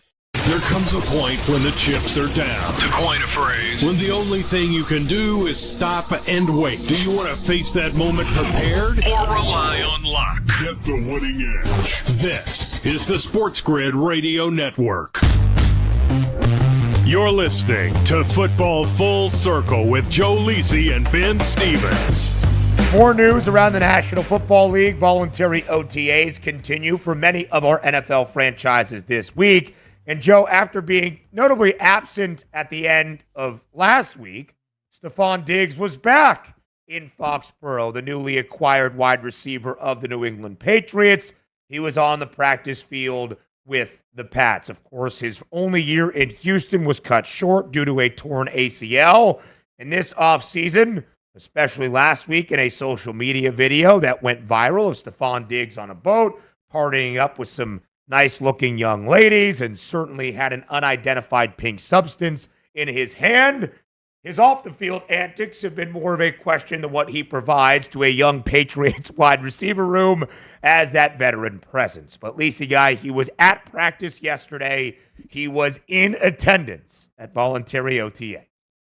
Yeah, it's good, for the Patriots, the fact that he was, there and involved. But at the end of the day, is he checked in or is he checked out? And what I mean by that is the off the field relationship or lifestyle, is that more important than winning a potential AFC championship and Super Bowl title? I mean, he had his differences, you could say, with Josh Allen in Buffalo. Certainly didn't pan out the way Houston thought, injured last year for much of the year. And obviously he's an aging wide receiver. And again, you have a young team.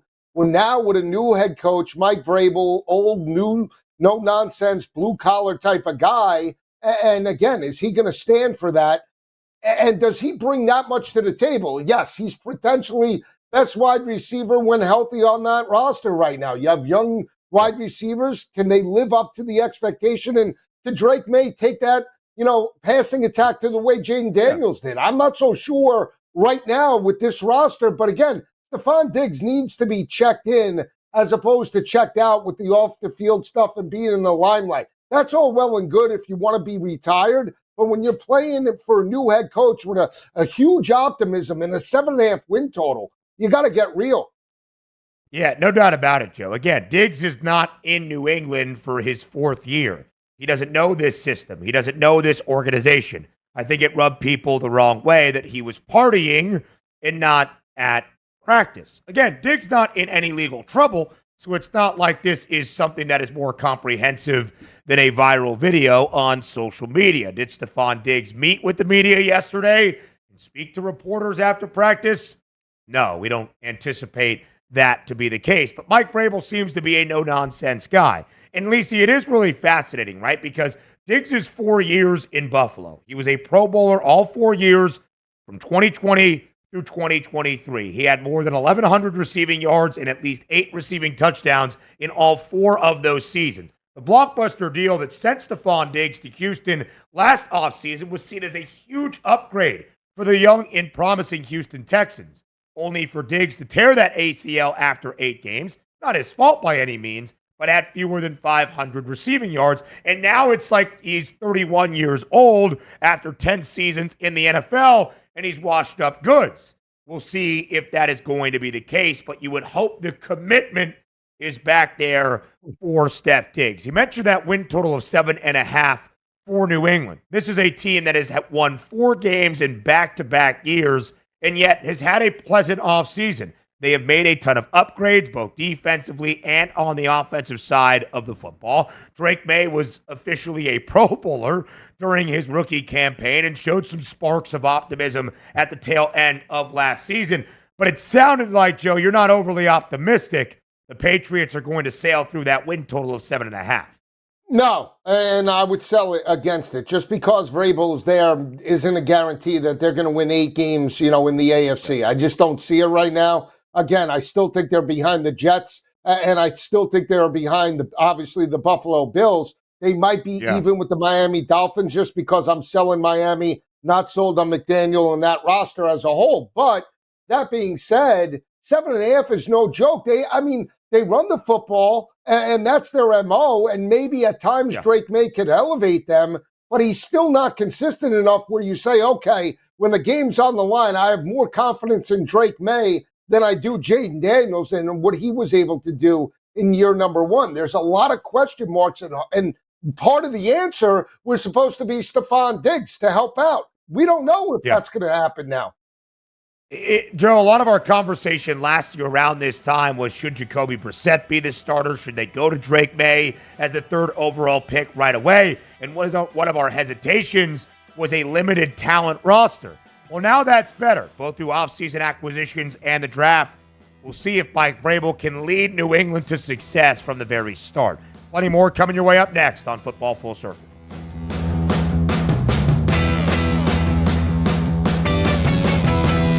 The winning edge. You've got it. But not everybody has it, because not everybody listens to us. But we're working on that. This is the Sports Grid Radio Network. Progressive presents the Sports Grid Sports Flash. I'm Chuck Sanders. Light day around Major League Baseball Monday. The Rockies beat the Marlins 6-4, just the 10th win of the season for the league worst Rockies. The Angels nipped the Red Sox 7-6 at Fenway. The Brewers over the Reds 3-2. The Tigers pounded the White Sox 13-1. In 10, the Padres shut out the Giants 1-0. The Twins over the A's 10-4. In 10 innings, the Mets beat the Dodgers 4-3. The NBA Finals start this Thursday with the Thunder battling the Pacers, Game 1 in Oklahoma City. The Stanley Cup Finals start on Wednesday. Edmonton has home ice, taking on the defending champion Florida Panthers. The Women's College World Series is set. It'll be number 12 Texas Tech battling number 6 Texas. The Red Raiders ousted number 2 and defending champion Oklahoma with a 3-2 win on Monday, while the Longhorns eliminated the Tennessee Volunteers with a 2-0 win. Save big when you bundle auto and home, renters or condo with Progressive. That's the Sports Grid Sports Flash. I'm Chuck Sanders.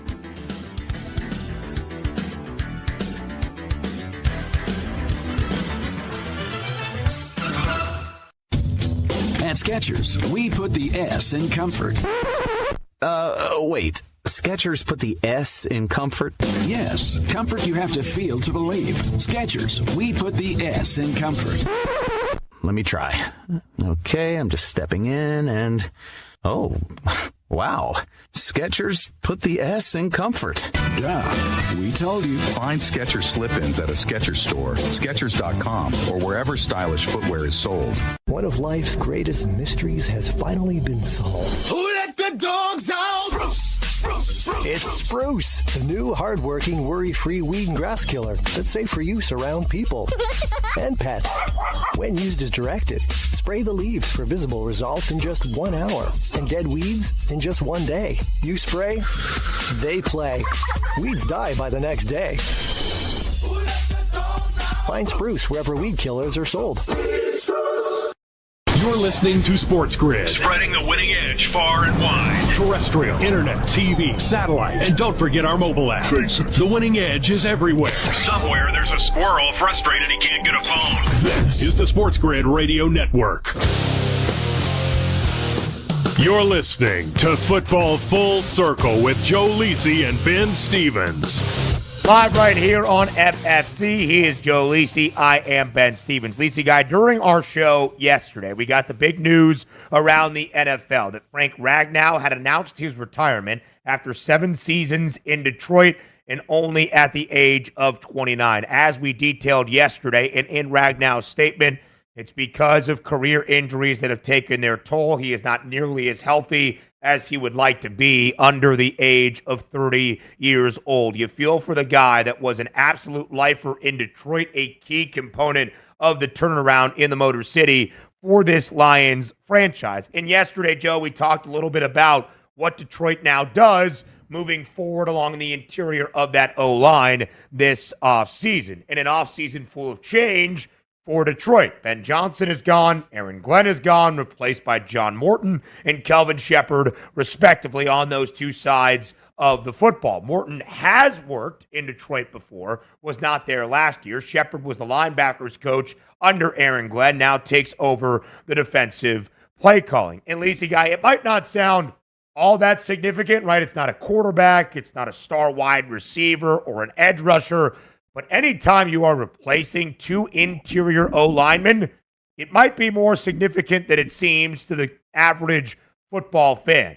Not only just your starting center, but a Pro Bowl and All-Pro center in Frank Ragnow, who despite, of course, health issues, why he can no longer continue playing football, played at least 15 games in the regular season each of the past 3 years, and of course was there for the playoff runs each of the previous 2 for Detroit. Kevin Zeitler, the veteran offensive lineman who started at the left guard spot last year for Detroit, was only there for a year. He signed an offseason deal with the Tennessee Titans. Their outstanding right guard in Graham Glasgow, who has been a staple of this franchise as well, expected now either to move over to center or you add in the second-round pick Tate Ratledge out of Georgia, or maybe a guy, Joe, a 6th-round pick from a season ago out of Boston College in Christian Mahogany. A couple of options there for Detroit to fill in the spots along the interior of the offensive line.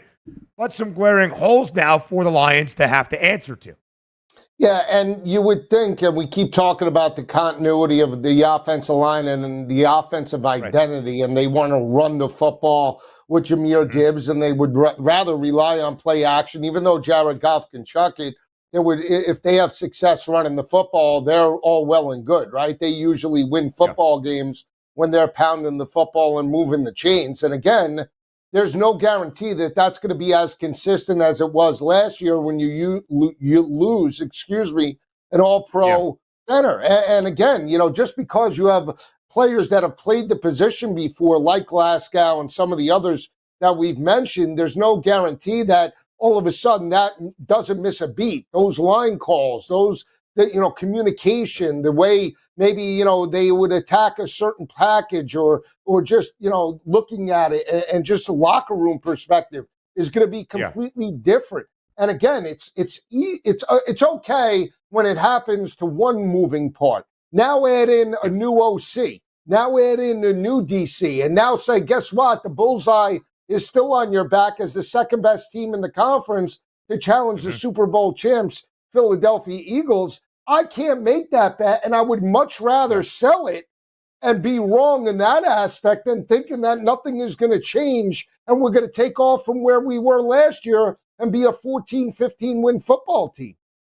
And that, of course, is the story for Detroit as we spelled out yesterday. In 2023, winning a divisional title as a franchise for the first time in 30 years. Winning a playoff game that same season for the first time in 32 seasons. Reaching the NFC Championship game for the first time in 32 years as well. And Joe, so much has been made, rightfully so, of the Lions' turnaround in Motown. Dan Campbell's mentality, biting kneecaps, and all that it has meant. The career resurgence of Jared Goff, an afterthought in the Matthew Stafford deal. The offensive brilliance of Ben Johnson. The acquisitions of David Montgomery, and of course the excellent drafting of Jahmyr Gibbs and Sam Laporta and Jamison Williams and all the guys on the other side of the football defensively as well. But I think you could also say what was clearly a point of emphasis for Ben Johnson and Dan Campbell was solidify the interiors of both their offensive and defensive line. Drafting Penei Sewell instead, or Jamar Chase was actually drafted before Penei Sewell, but drafting Penei Sewell, having Taylor Decker, having Graham Glasgow, having, in terms of Frank Ragnow as well. Joe, you're talking about four guys in Decker, Glasgow, Sewell, and Ragnow that have not played anywhere else in the NFL, have been staples for this Lions offensive line, and now you're missing a couple of those pieces moving forward. That was a point of emphasis, critical for Detroit's turnaround. It's a lot to overcome. And it's funny for me, Lisa Guy, because I agree with you. I'm not fully bought in on the Lions, but I actually think the two spots of value in either conference, in the AFC, it's the Bengals. In the NFC, to me, it's Detroit at the 5-1 price, or maybe just better yet, let's compare in Super Bowl odds. The Lions at 10-1 and Cincy at 19-1. To me, that's like the value betting spot where I think you get a good earned buck for the wager that you are being made at this time in early June. The only issue with that, Joe, is I'm not betting it right now because I think both franchises have a lot of questions this offseason. Now, could I miss the best of the number by the time we're into week 3, week 4 of this season? Certainly, but I just have too many questions at this moment, despite buying into these teams to actually place that wager. Yeah, and you bring up, you brought up the Bengals, too, that have started slow in back-to-back years, actually 3 straight years, started 0-3 last year. And again, you believe that because everybody got paid, that all of a sudden this year will be different, but there's no guarantee.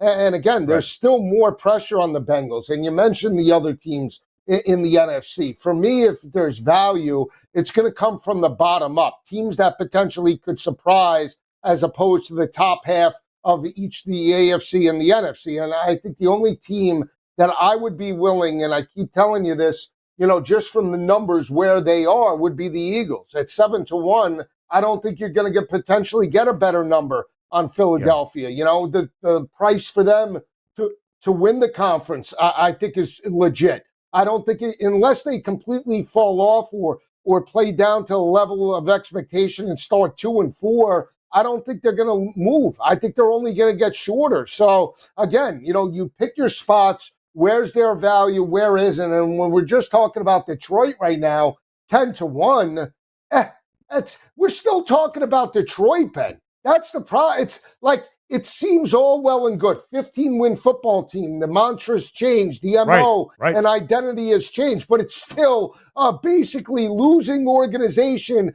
that was so close to a Super Bowl and couldn't get it done, just like Cincinnati. And what happened last year to the Bengals? Last year, they were dead and buried. There's no doubt that could happen to Detroit this year, where they start slow and just never recover.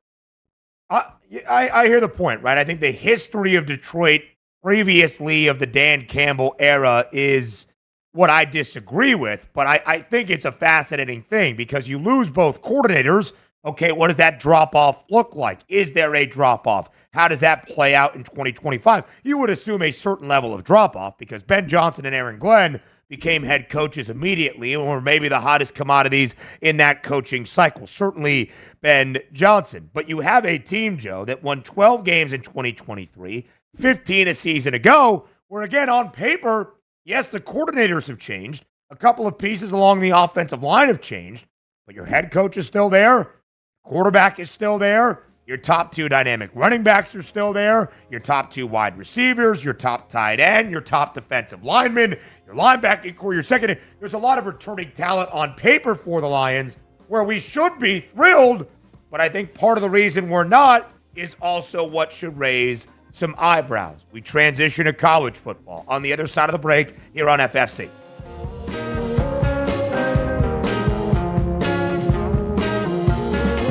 We're not saying every SportsGrid listener is a legend, but you might start thinking about who's going to play you in the movie. Just saying. This is the SportsGrid Radio Network. With the SportsGrid News Flash, I'm Trey Westerberg. This update brought to you by Wendy's. U.S. health officials have changed their advice to international travelers about measles, saying that Americans should be vaccinated against the virus no matter where they're going. U.S. residents are recommended to get measles, mumps, rubella shots anyway, but the CDC previously emphasized the importance of vaccinations for travelers going to countries with outbreaks. Last week, the CDC updated its guidance to call for vaccinations for travelers going to all other countries. A man posing as a gardener to get close to a group in Boulder holding their weekly demonstration for the release of Israeli hostages in Gaza planned to kill them all with Molotov cocktails, according to authorities Monday. He, however, reportedly had second thoughts and only threw 2 out of the 18 incendiary devices he had into the group of about 20 people, yelling "Free Palestine" and accidentally burning himself. 12 people were injured in the Sunday attack. I'm Trey Westerberg with the SportsGrid News Flash.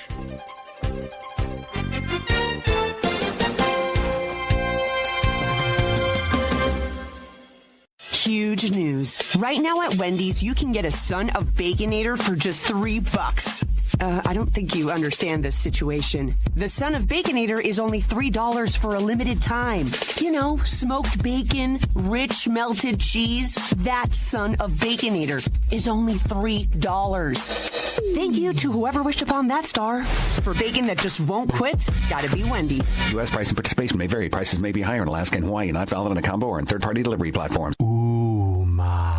What was that? That is business phone bliss with the Ooma Cloud Phone System. It handles all our voice, video, and messaging needs. You sound very calm. I am. Ooma has everything I need to handle the busy holiday season, like virtual receptionist, call routing, and video conferencing. And it starts at just $19.95 per month per user, plus taxes and fees. Ooma. Nice. Find your business comm at ooma.com/radio.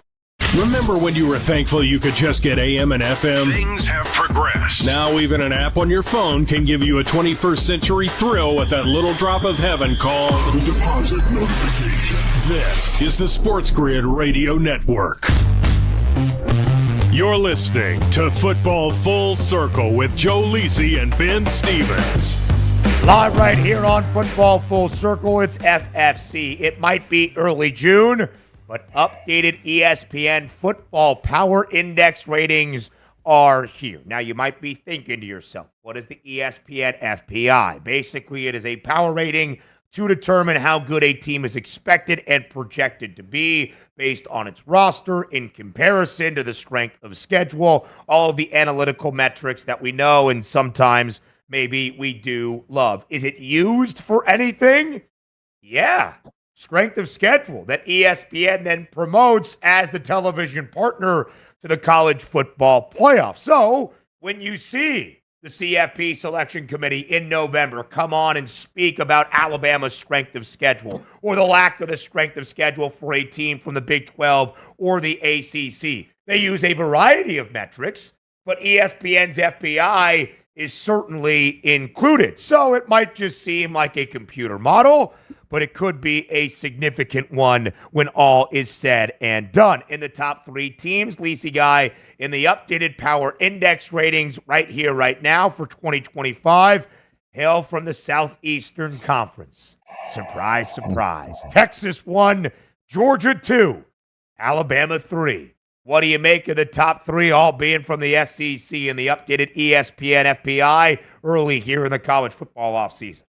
No shock. I mean, Georgia, thinking about how Georgia's season played out last year, if Carson Beck potentially doesn't get hurt, maybe their season is a little bit different. And I'm not knocking, Carson Beck, down, but, it was a significant upgrade from where Gunnar Stockton was entering that game against Notre Dame. So, you're talking about one of the most dominant teams over the past couple of seasons, Arch Manning, the potential Heisman frontrunner, and that's what you would expect. Again, the SEC is dominant in terms of the regular season, and Alabama obviously has a lot of question marks now that Jalen Milroe has gone to the NFL. Can Ty Simpson and obviously their star wide receiver Ryan Williams elevate this team?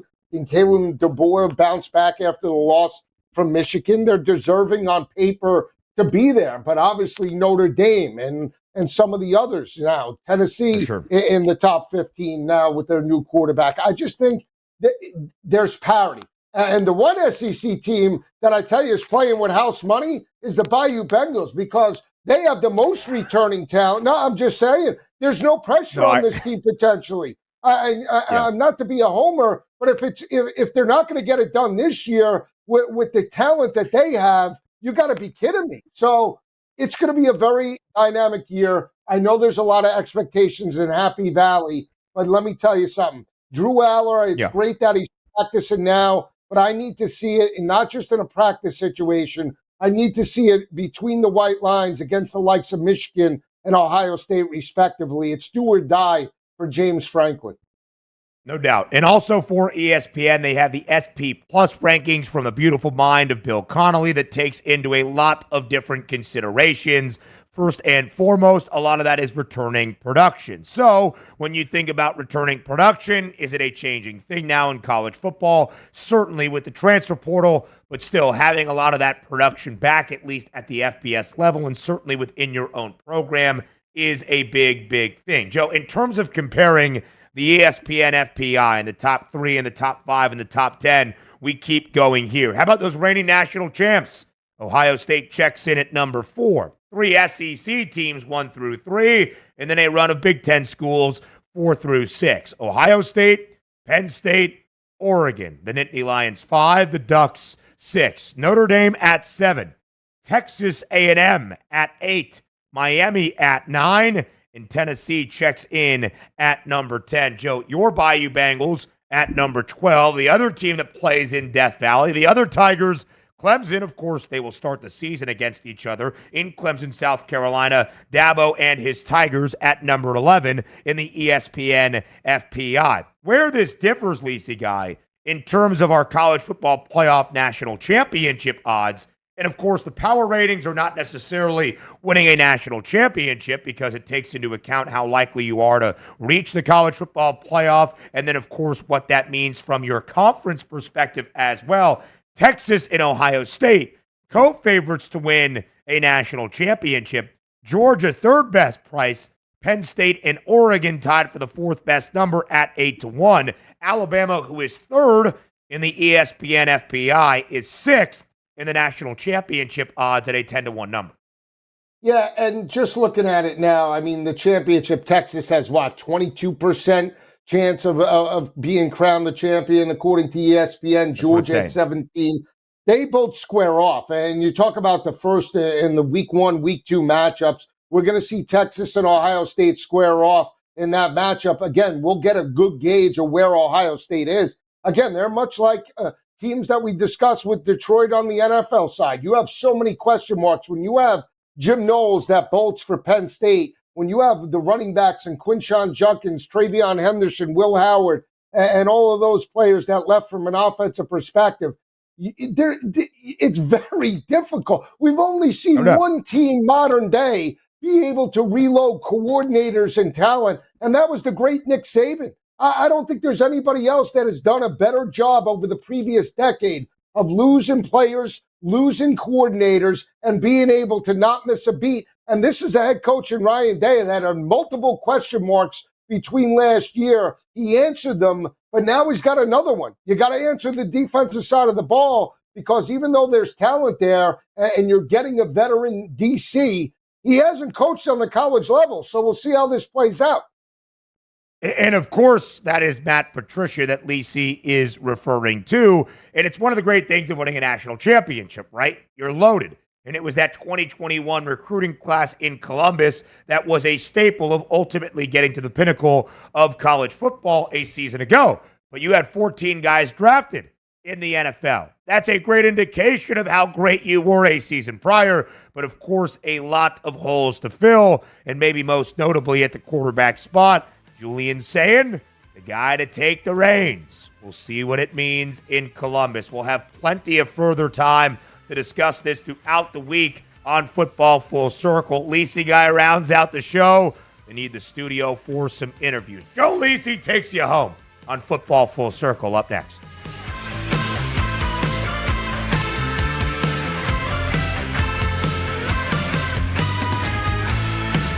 Luck is winning the lottery. Strategy is settling your divorce before cashing in the ticket. It's smarter to be on SportsGrid. Get the winning edge. This is the SportsGrid Radio Network. SportsGrid TV and radio networks are the premier streaming video and audio channels dedicated to serving the sports wagering audience. Found on major smart TV platforms and streaming on SportsGrid Radio and SiriusXM Channel 159. SportsGrid's real-time data, expert commentary, and entertaining analysis transform viewers into informed sports enthusiasts. Our weekday radio lineup begins with the early line at 8 a.m. Eastern with Ben Stevens and Donnie Rightside. Donnie joins Kevin Walsh on Moneyline at 11 a.m. Eastern, followed by Football Full Circle at noon Eastern. Kaplan and crew join the party at 1 p.m. Eastern. And Pharrell Coast to Coast keeps things rolling from 3 to 6 p.m. Eastern. Get in the mix with Kevin Walsh and Game Time Decisions at 6 p.m. Eastern. Evenings simmer with Carver and Lisi. Then boils over with Gabe Moritzi on Sports Rage Late Night at 10 p.m. Eastern. To find out where to find SportsGrid that's best for you, go to sportsgrid.com. It's smarter to be on SportsGrid. Imagine combining the exciting investment opportunity of cryptocurrencies with the power of artificial intelligence to maximize your IRA, 401k, or other investment funds. Listen, if you're looking for ways to accelerate your retirement growth, Block Trust IRA has market-leading strategies and solutions for all levels of investors, from $1,000 to millions. And they partner with Bitcoin Magazine's #1 crypto trading fund in the world to maximize your returns. Plus, their team of IRA specialists is here to help you roll over your IRA or qualified retirement account to the new world of cryptocurrency investments. So make this free call right now to set up your account and learn more. 800-434-5313. 800-434-5313. 800-434-5313. That's 800-434-5313. It's stark but true. You can either listen to SportsGrid for strategies, odds, and more, or you can pay your bills by digging in your couch cushions for change. Just be sure to wear gloves. Get the winning edge. This is the SportsGrid Radio Network. You're listening to Football Full Circle with Joe Lisi and Ben Stevens. All right, back on Football Full Circle. Ben will be back tomorrow, most likely with Scott Wetzel breaking down the NFL. We left off talking about college, and I left off talking to Ben about the Week 1 matchup, Clemson and LSU. and how it relates to the national championship market. Right now, you have Clemson as a 2.5-point home favorite over Brian Kelly and LSU. You have both teams right now on the FanDuel Sportsbook. Clemson at 14-1. You have LSU at 16-1. If you believe one of those teams can make a run, it pays to bet that market right here, right now, because you're going to get a top 5, top 10 win in the month of August, September. That team and that price most likely won't be there. And if you're like me that thinks the LSU Tigers have a shot to not just win a national championship, but an SEC conference title at 9-1, the 16-1 number makes sense. Now, there's a lot of pressure on both of these teams. You have Garrett Nussmeier, potential top first-round draft pick with Arch Manning, second or third best price as it relates to the Heisman odds, and obviously Cade Klubnik there.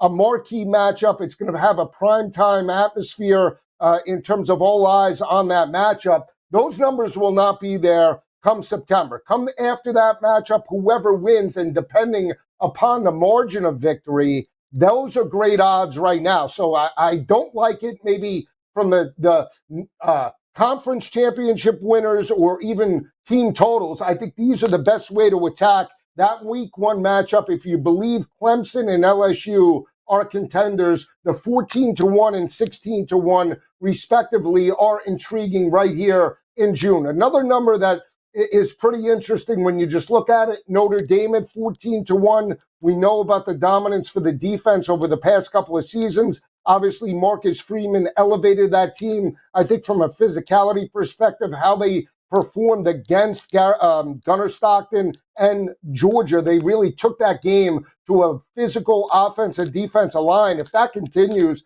the 14-1 number will not be there come second or third week in September, depending upon how Notre Dame opens. A team with a lot of optimism, I want to say, just in terms of the number. South Carolina with Norris Sellers, 50-1. We're talking about one of the hottest teams in the nation down the stretch. Once they lost that matchup at home to Ole Miss and Jackson Dart, South Carolina went on a heater. They did it from an offensive line perspective. They did it from a defensive front. That front seven led by Dylan Stewart was as good as anybody, and they knocked off Clemson in their building to win that matchup 21-17 to potentially knock out the Clemson Tigers from playoff contention. That was a dominant effort. If we're looking for teams that could take the next step at great value, South Carolina is that team at 50-1.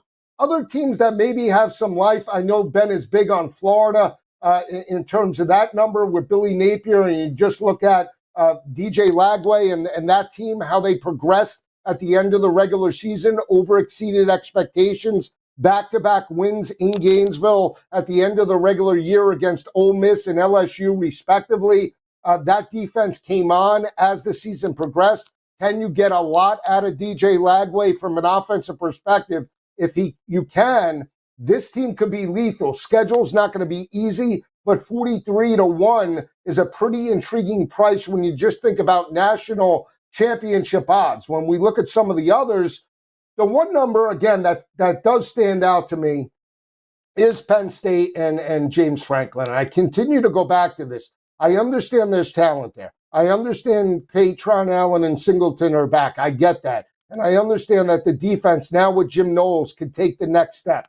But we're talking about a team that has not answered the bell in recent years. We're talking specifically about a quarterback in Drew Aller that time in and time again in big spots has failed to step up. You go back a couple of years ago, you look at the 3 games that he lost, he did not complete over 50% in terms of completion percentage. He struggled against top 25 defenses away and at home in terms of Beaver Stadium. That's a cause of concern if you're backing Penn State with the 8-1 number. Coupled with the fact that James Franklin in big spots against elite competition fails time in and time again. Jim Knowles potentially can elevate this team now to a top 5 ranking in all of college football.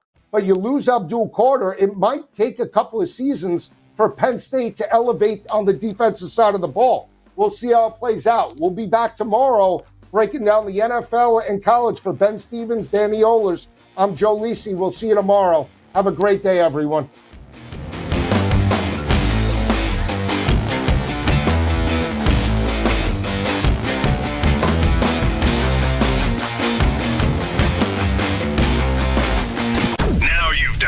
found the advantage for gaming, odds, and more. But we call it the winning edge for short. This is the SportsGrid Radio Network.